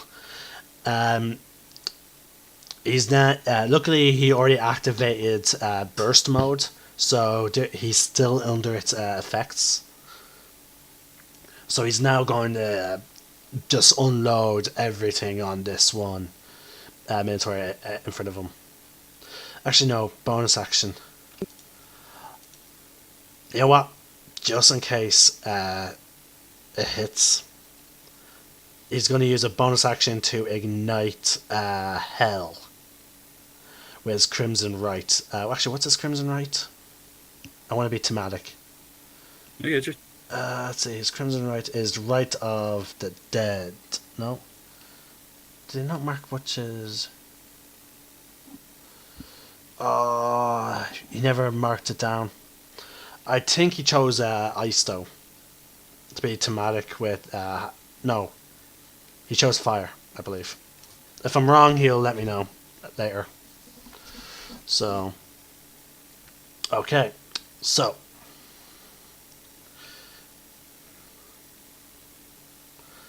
Right, so that means Crimson Right damage. That means he takes his Crimson Right... Actually, oh, this is going to be very risky. He's igniting his weapon in... it was ice, I remember now. Because remember I talked about an ice explosion when he was in the Coliseum? He takes 2 damage. Oh god, he's on 1 HP. Mark, if What?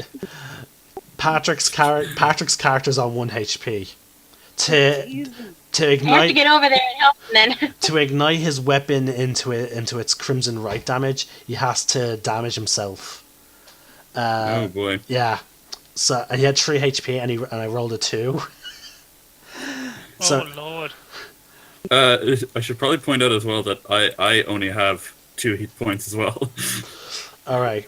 Well, here comes Heaven. That's a hit.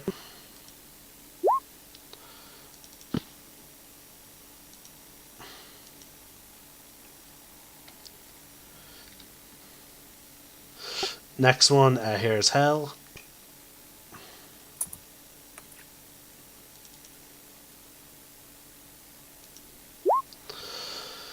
Luckily he has advantage, but sadly a 9 misses. But that was luckily his bonus attack from using both of them. Now he's going to use his offhand attack from Hell. 11, I believe that still misses. Oh boy. 11 misses, but he automatically gets to attack with Heaven now. Okay, it looks like Hell is having all the bad luck. Because Heaven is hitting.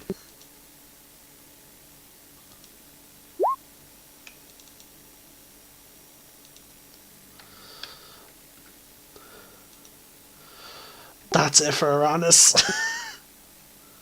It's the Minotaur's turn. He is going to strike at, because there's 2 people who are getting on his nerves. Sorry, 3 people who are getting on his nerves that are surrounding him. He's going to target Drist. And he missed Drist. The badass drow.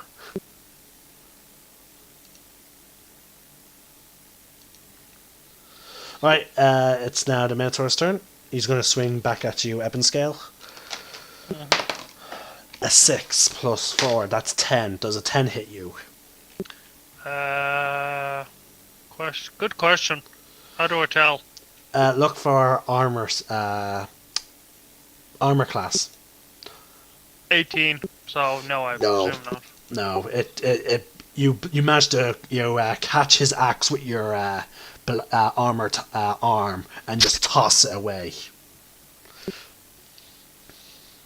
Nice. Okay, L is now your turn. Okay. Oh, actually, as you see now, it's on your turn. You see the remainder undead go inert. Okay.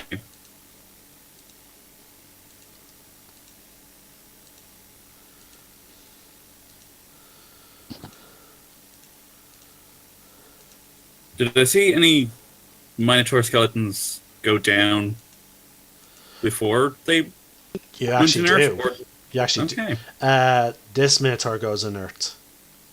Right. Actually, no, not that one. Sorry, no, the ruling I'm making for this encounter. Okay, it's this one.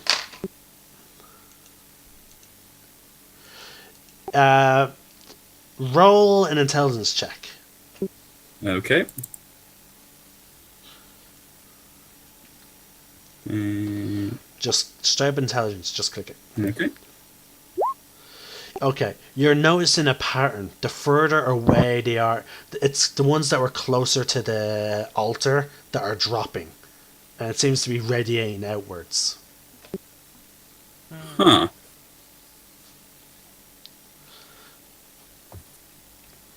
Okay, so I'm just like, move towards the altar. The further from the altar they are, the more alive they seem to be. Huh? Really? If that's what you're saying, you can certainly test that hypothesis. I will. I'm gonna use my action to disengage away from this dude and move towards the altar. Okay. Wait, are you using your action or your bonus action? Because as a rogue, you can use your bonus. Oh yeah, bonus action. Bonus action. Okay.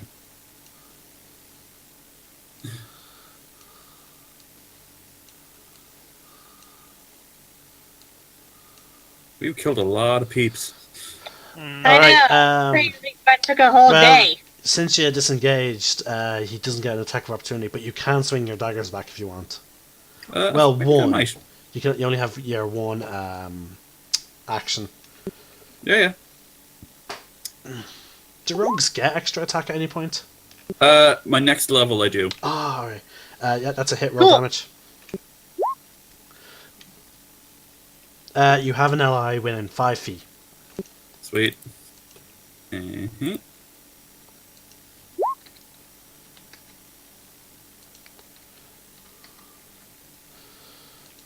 Alright. Yeah, he's looking rough. There's a lot of cracks in his bones. That's it for your turn? Yep. Lunar, it is now your turn. You're badly injured, and you just see that all the skeletons are just dropping slowly as time goes on. God. But you see that there are 2 minotaurs left. Okay. Okay. I'll use Hunter's Mark on this guy. Okay, that's just you simply moving your hunter's mark, so it's a free action. So I'll mark them.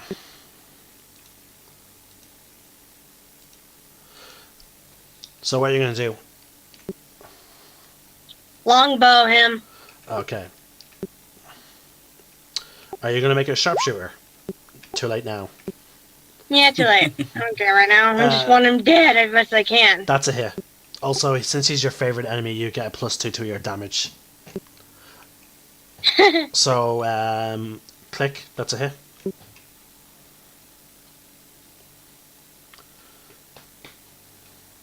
Do I roll the damage? Yeah, I said it several times now. Oh, you must have been like cut off then. Alright, well, roll 12 plus 2 plus your hunter's mark. So roll a d6.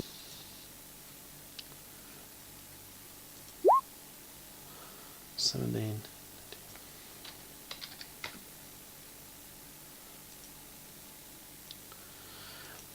Alright, that's it. Lux, is now your turn. Awesome. Well, Lux is going to move over here. Mm-hmm. Going to do Scorching Ray to this guy here. Okay. I'm assuming you're just going to focus all 3 beams on him. Am I correct? He's in 120 feet, isn't he? Yeah. That hits. +4, because you're still in your Mantle of Flame. That's 10. 11. That's a miss. You get one more shot now. That's a hit. Yep, so that's a total of 18 damage. Nice. Remember to mark off that spell slot. It's now Drist. He's going to move up to this enemy, and he's going to swing.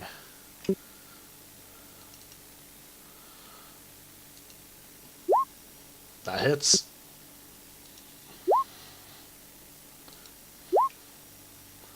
He's not flanking, but that still hits. That hits.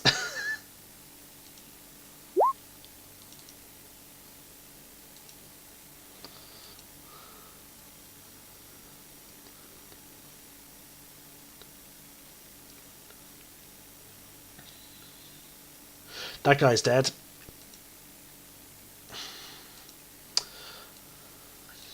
Alright.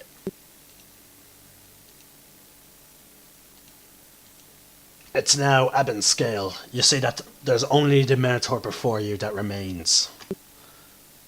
I'm Fuck him gonna, up. I'm gonna deploy my sword against him. Alright. Sorry, I hit that that hits. twice. My bad. Well, we'll take the first one, which is 19, and that hits, so roll damage. Oops. Sorry, this thing is more sensitive than I thought it would be.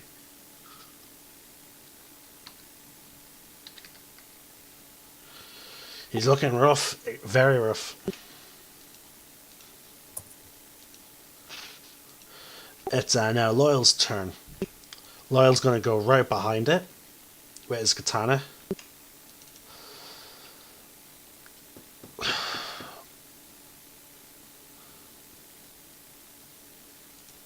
I am going to branding smite the fucker.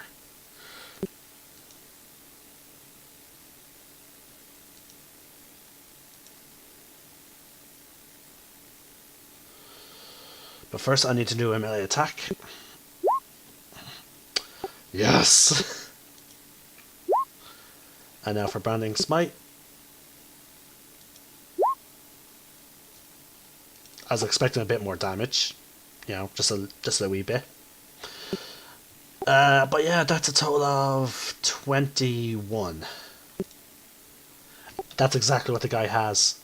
You know what? I'm just gonna basically do a samurai style. Take a page from L's book, and just quickly slash him, and then sheath my swords, and then it doesn't fall apart yet until that last, the sword going in fully, and then it just falls apart. Nice. And the best part is, Eben's scale is just going to be looking at this Minotaur that's fighting him intensely, and then all of a sudden it's just going to fall apart to like a 5-6 tiefling behind him.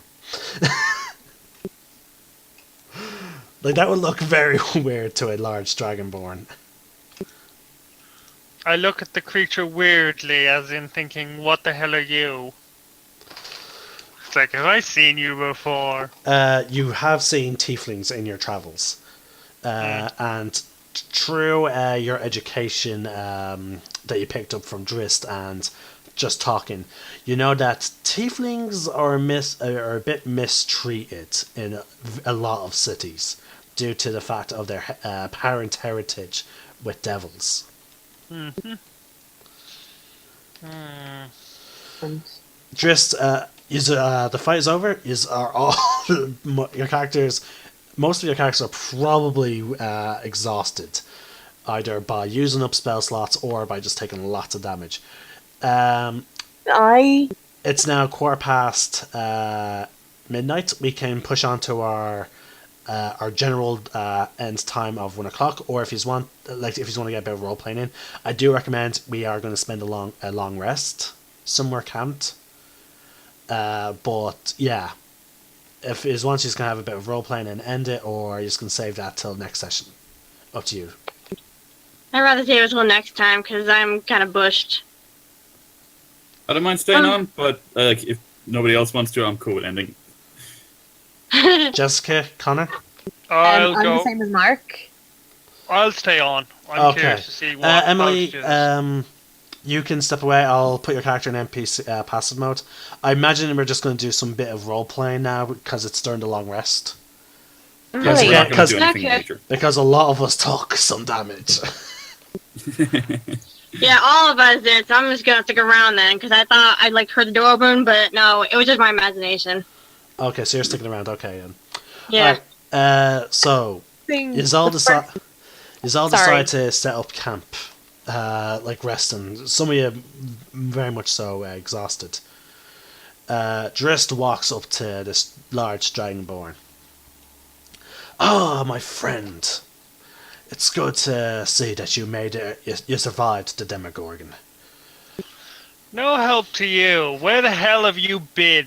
I was worried sick about you. I thought you were dead.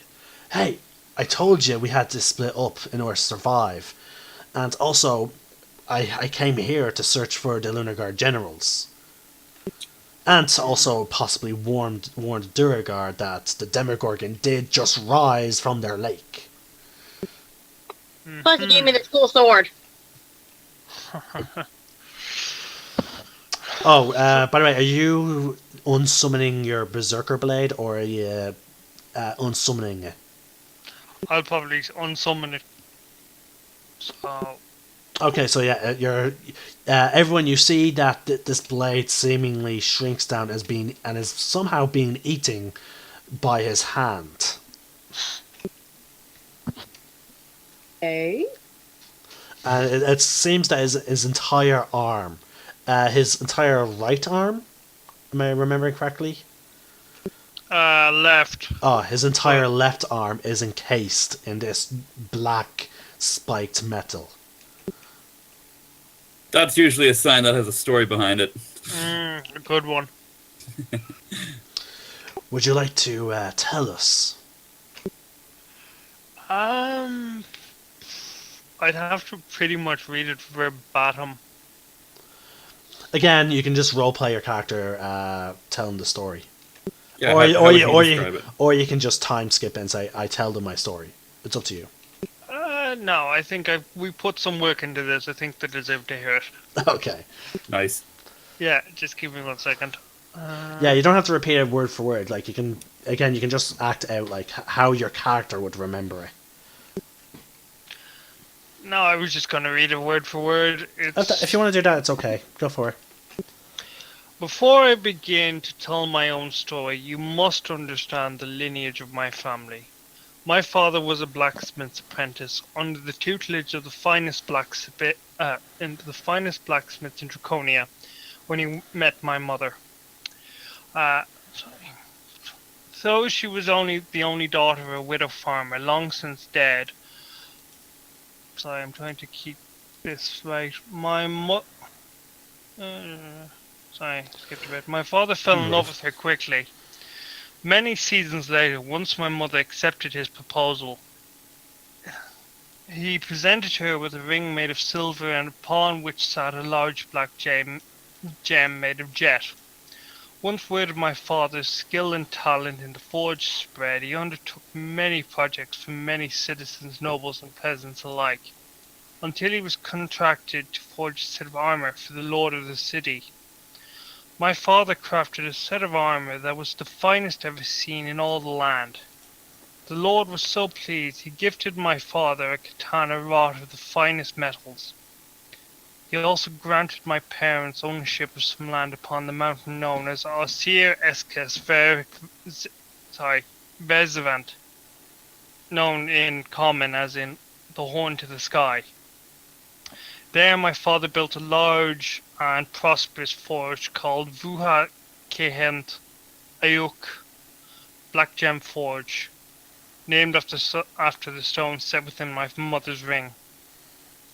A village soon grew up around the forge and came to be known as Vuha Osir Shipnum, known as Blackhorn Village. The clan that formed from those living in the village came to be known as the Severundas. That is where I spent the years of my youth and where my story begins.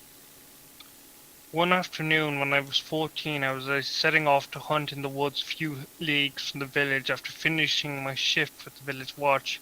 I glimpsed my father angrily arguing with another larger member of the species that had scales of the colour of blood.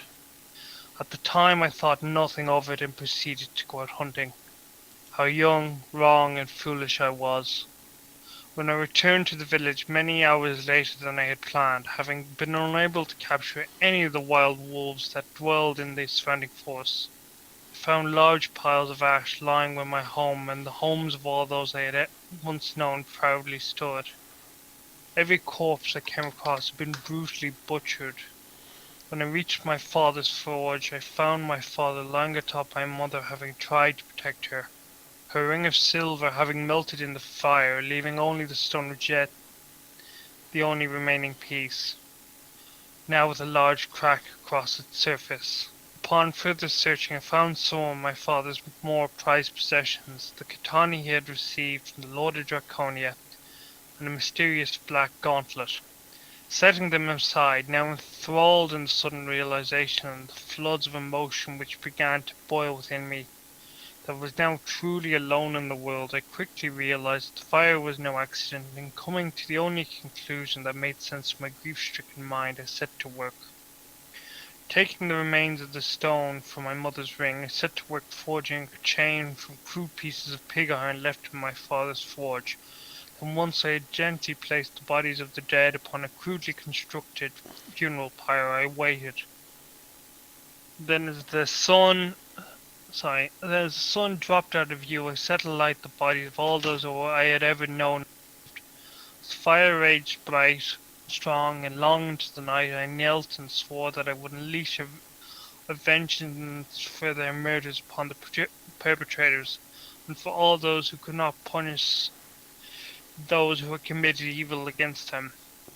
Then, as I stared deep into the flames, I vowed that I would not walk amongst my own species again as an equal until I deemed my task complete. Then I reached for the items I found in my father's forge. First I slipped the chain over my head to rest against my neck, the stone from my mother's ring now hanging from it.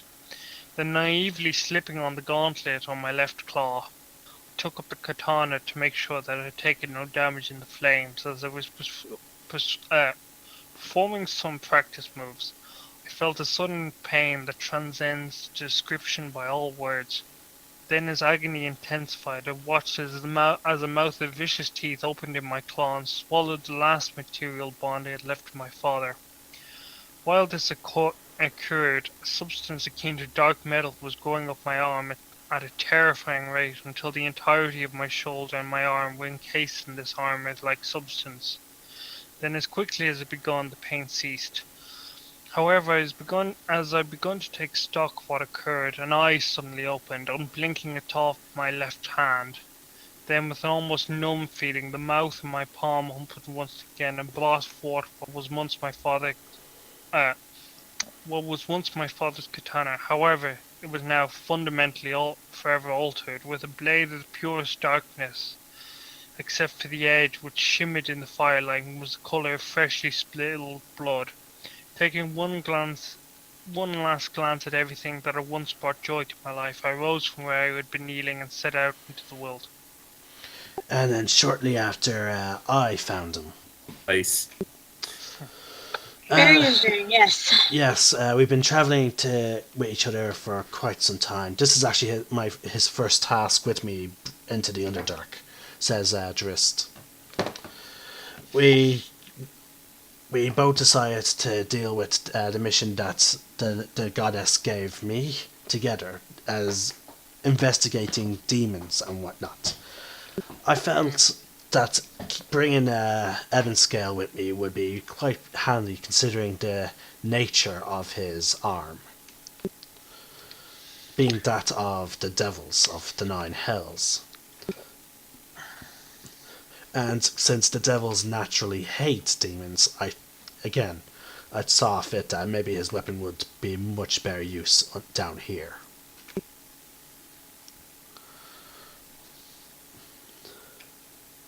I see.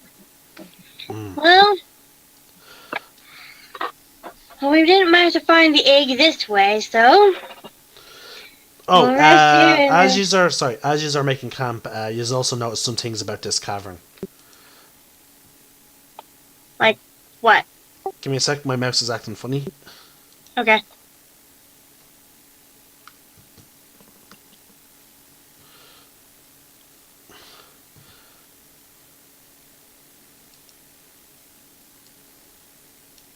You see that this cavern actually continues on.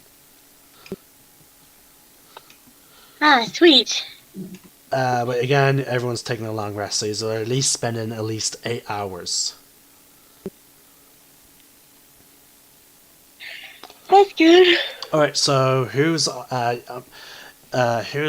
watch? Sorry, what's the pattern of the watch, and in what time frame?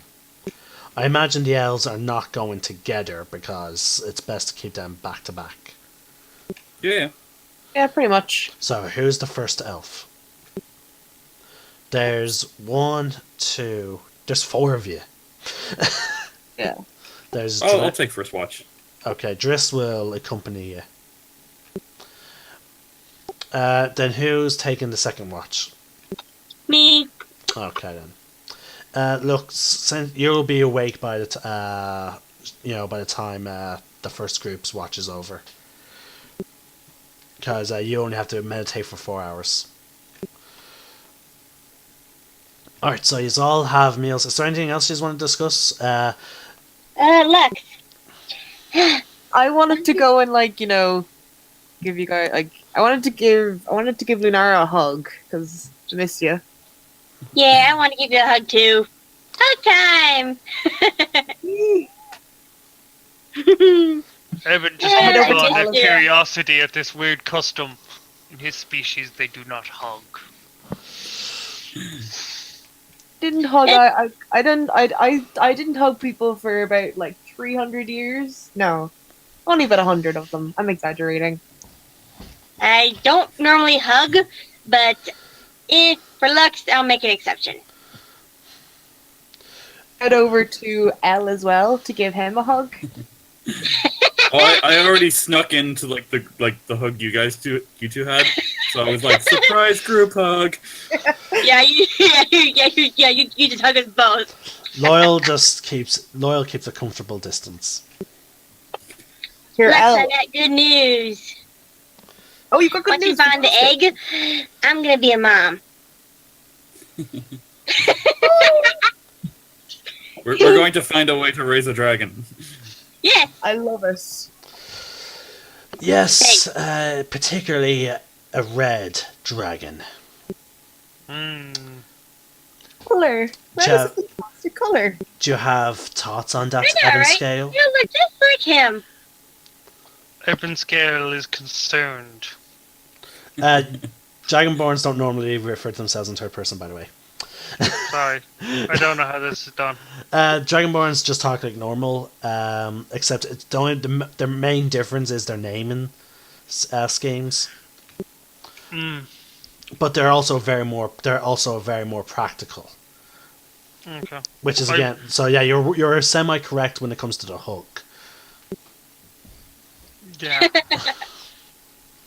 I'm concerned. Dragons are dangerous creatures. I know that better than most. Yes, Well, I've already we're been dangerous over that creatures too. with Just Loyal point it and out. a few others. But yes, I I, mean- know they can be dangerous. But if I raise it right, it could be it could be changed differently. Maybe I'm willing to try. Could. Or it could hurt and destroy everything you know. Ha! I mean, I destroyed everything I knew, and I'm not dangerous. I've also had everything that I knew Lux destroyed. is dangerous, but we keep her. Yes, Lux, I'm afraid you are quite dangerous.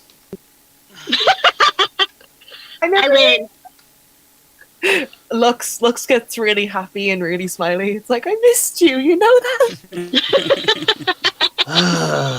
I would be lying if I said I did not miss you.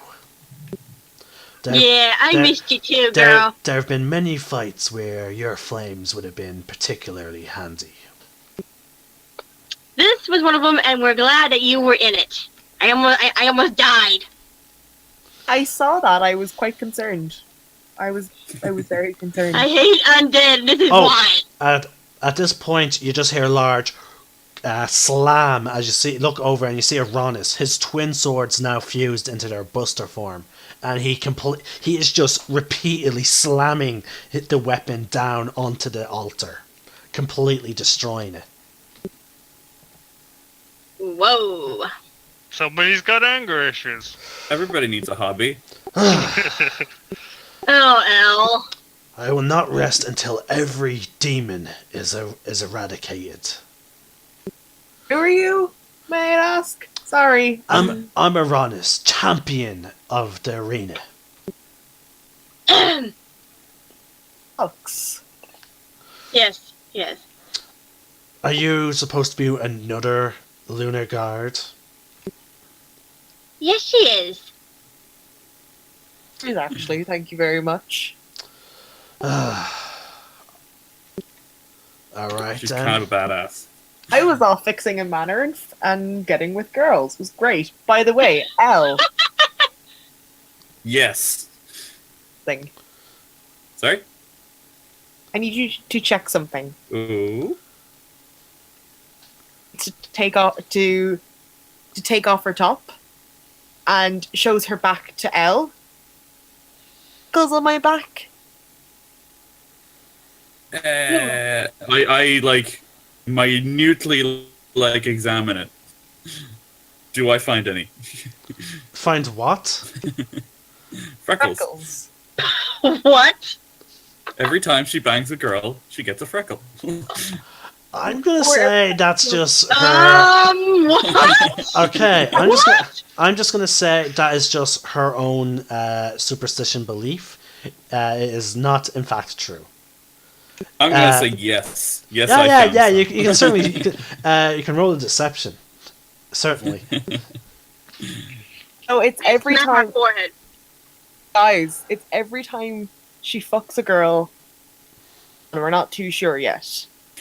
Again, not a real magic effect. So, well, again, you're She does have a lot of freckles, so it's very difficult to tell. yeah, yeah. Oh my But god.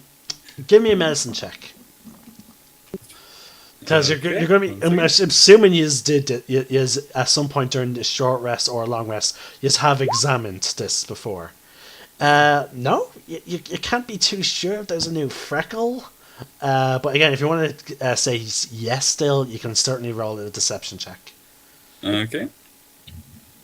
I mean, you can just say yes. You can just say yes to humor her. Like, Oh yeah, that's what he's doing.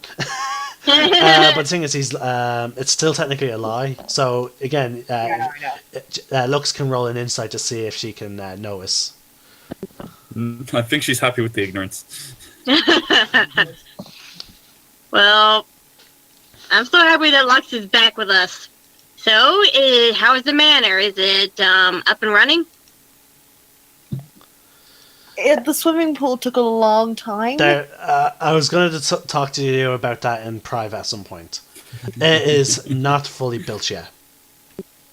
I mean, the swimming pool took a long time, and the library has burnt down at least 3 times. I'm really sorry Doesn't about matter. Not And the what if it's library, perfect? It's no! okay. I'm just going to let you know. It's only been 3 weeks.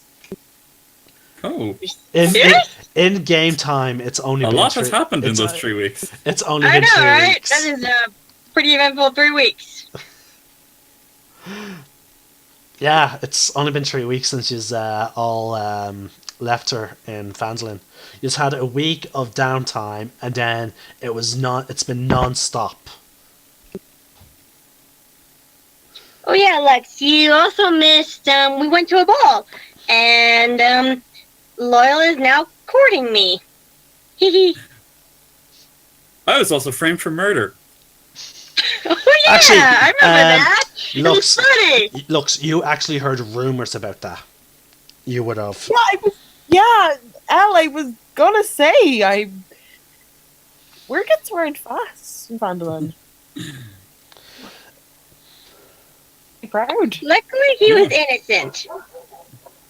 I rigged the He jury. didn't do anything. I But am he's not not denying it. Also, And Lux puts her arm around Lunara. And points at Loyal. Yeah? I'm very proud of you. This didn't need to happen Oh, for me. thanks, Lux. Put their act together. Wait, That's a very good question. what was the question? You're cutting in and out there. You have been. Who got their act together first? Oh, who initiated it? Okay. I raised my hand.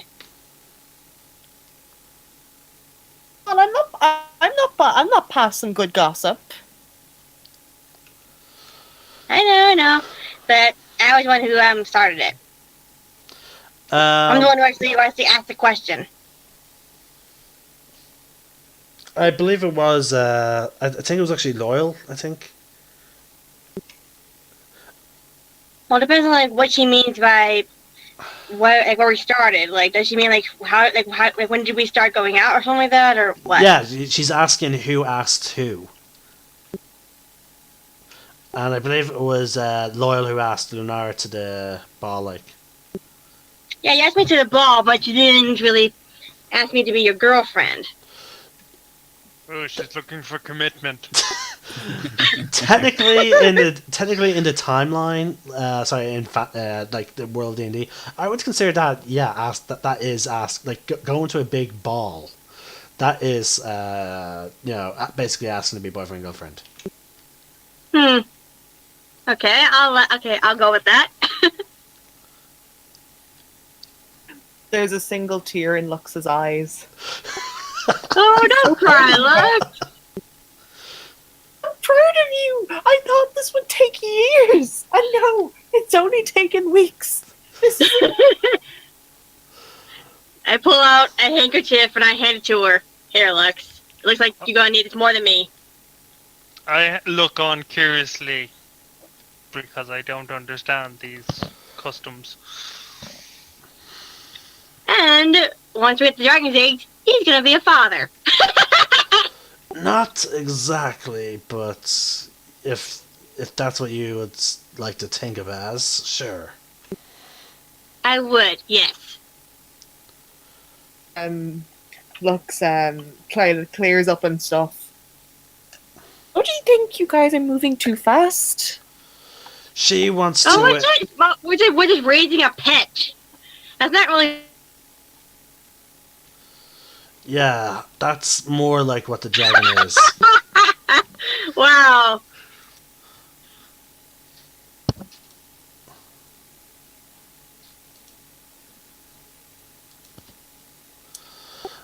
But yes, that's more or less what we're basically doing. But mind you, though, this is going to be a hyper-intelligent pet, considering it's a dragon. Yeah, it's gonna be sad when he gets too big for me to bring him on adventures. I get to get pretty big. Well, he can. You get pretty big. Well, he can always act as a guardian for the city of Grim Grasp. That too. I gotta start thinking up names. But what if it's a rare chance that it might turn out to be a girl?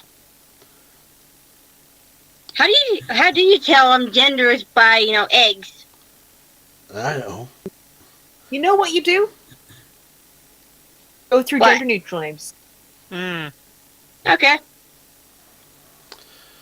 Or you can just wait until after they hatch. Okay. And where do you really look? Because, I mean, they don't have, like, traditional, like, hoo-has and whatever.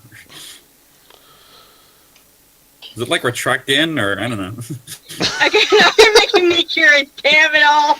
Stop, Elle. You're making me Okay, curious. okay.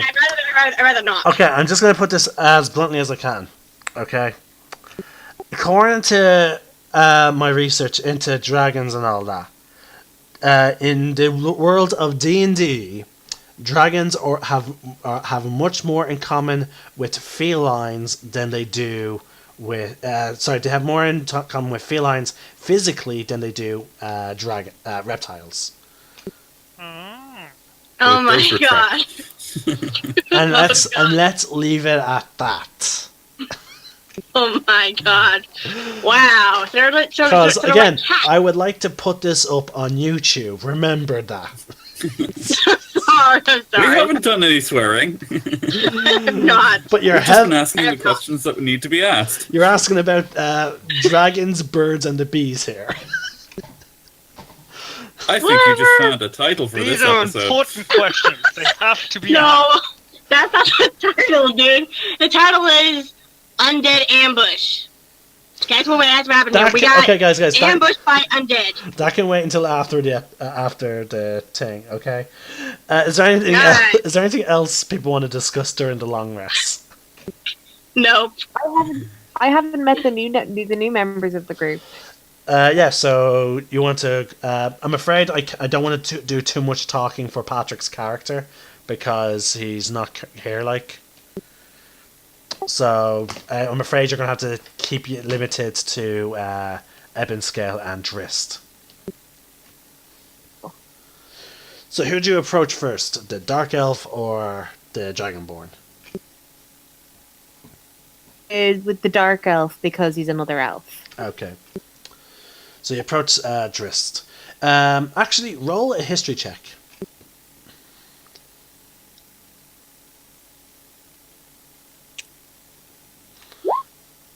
All right, you recognize. It took you a while. You couldn't really put it together during the fight. But now that everything's settled and you look at him, you realize, holy fucking shit, that's Drist, the legendary hero. Did you catch all that? Huh? He works for us. Oh my. Drist is a big time hero who's actually helped save the Sword Coast many a times, along with him and his party. He's known as also as a rebel, considering that he was actually trained in the he was born and raised and trained within the city of the Dark Elves, which is in the Underdark somewhere. Maybe, who knows? Maybe it's close by.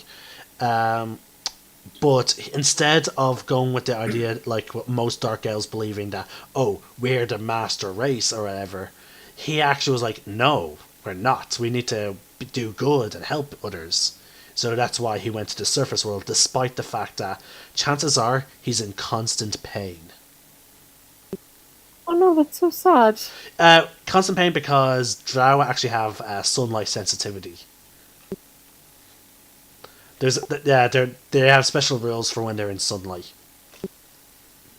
No one has invented the magical equivalent of sunscreen. That's all, but you know, Moving on. I think dark elves are pretty, are pretty. Hey, Eben, Connor, you bring that idea to an alchemist, you'll make bank. Yeah. Remind me to do that next time we're in a village. Whenever we find an alchemist. Mind you, though, it will probably allow the Dark Elves to launch an invasion on the surface world. We'll cross that bridge when we're rich. Alright, sorry, go on. Indeed we will, and it will be very profitable. Alright, go on, Jessica. Lux goes over to Drist, and puts out her hand to shake his. He takes it and shakes it, and he actually gets down on one knee and bows. Mistress Lux, I was told that of your fire powers by the goddess Elaine. I am your simple soldier. Cool. I had soldiers. I thought I was,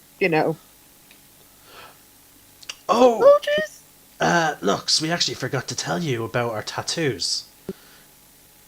It turns out we're part of an old secret society that protects the world and the planes. And basically, us, the members who met up in the tavern, yeah, we're in charge of it all.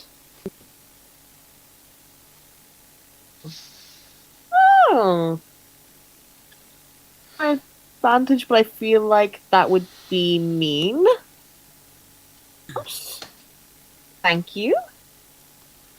I don't know what to say. I'm a huge fan. Oh, I I don't do what I do to get me famous. I simply do it because it is the right thing to do.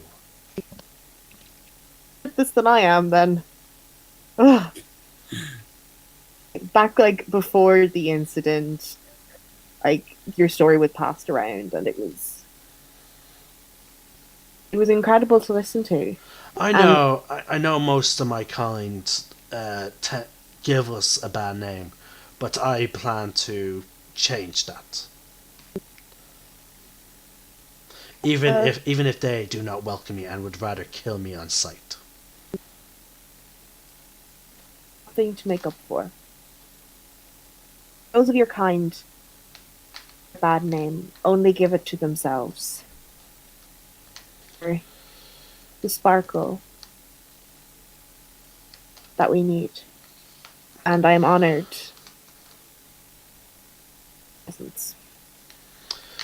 Well, if only it was as simple. Look at how, despite being far more common, tieflings are still treated in such ways. So, what look is if a number of tieflings cannot change their opinion, what it will be a slow job indeed for a single drow.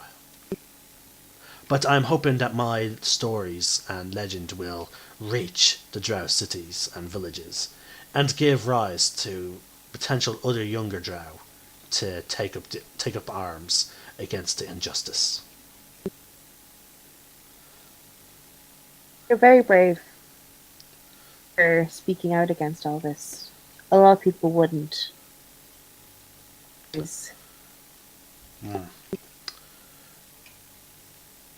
Yes, here you are. What is right, because it's what you think is right. Of that. They just go with what they are told. Own.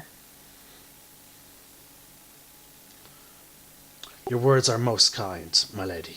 And he gives another bow.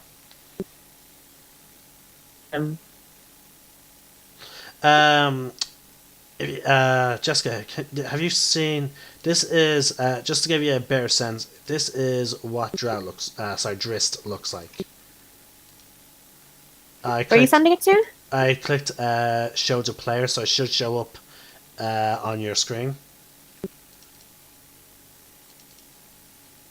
Did I not come up? I'll send it to the handouts.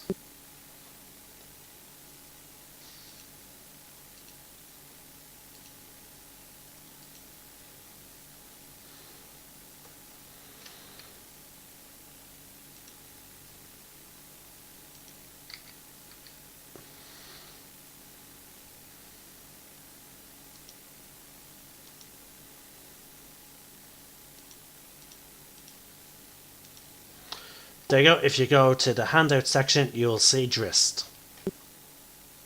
Oh, actually, I already sent it. So you could have went to the handout section on Discord already and looked at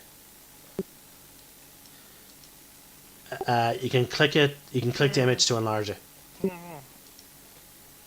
Where's the handout section? All right. Yeah. On the. Oh yeah, shit. Yeah, yous are not active members. Sorry, I forgot to promote yous. That's alright, we'll just be second-class citizens. No, yous are. The thing is, yous are labeled as members. Yous are just not labeled as active members. There you go. Yeah, that's grand. Oh, that's what it looks like. There you go. Yous can now access all the channels.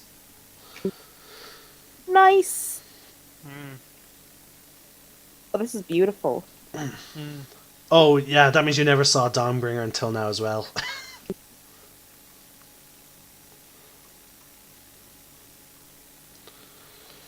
All right. Well, we're going to end it at that, folks, because we're doing the long rest, and it's now 10 to. So we had actually a good long bit of role playing. Well done. Woohoo! All right, folks, we'll be back next week with more Lunar Guard adventures, and hopefully next month I'll be launching the Parallel Adventure Group. That'll be going in the same sort of story as these guys, except it'll be different quests, but they're in the same universe. And I'll be definitely back on Tuesday and Thursday for more Lunar Sports sparring matches. Right, I'll see you then. Oh, I was talking to the guys that might be watching this on YouTube or Twitch. Okay. Yeah.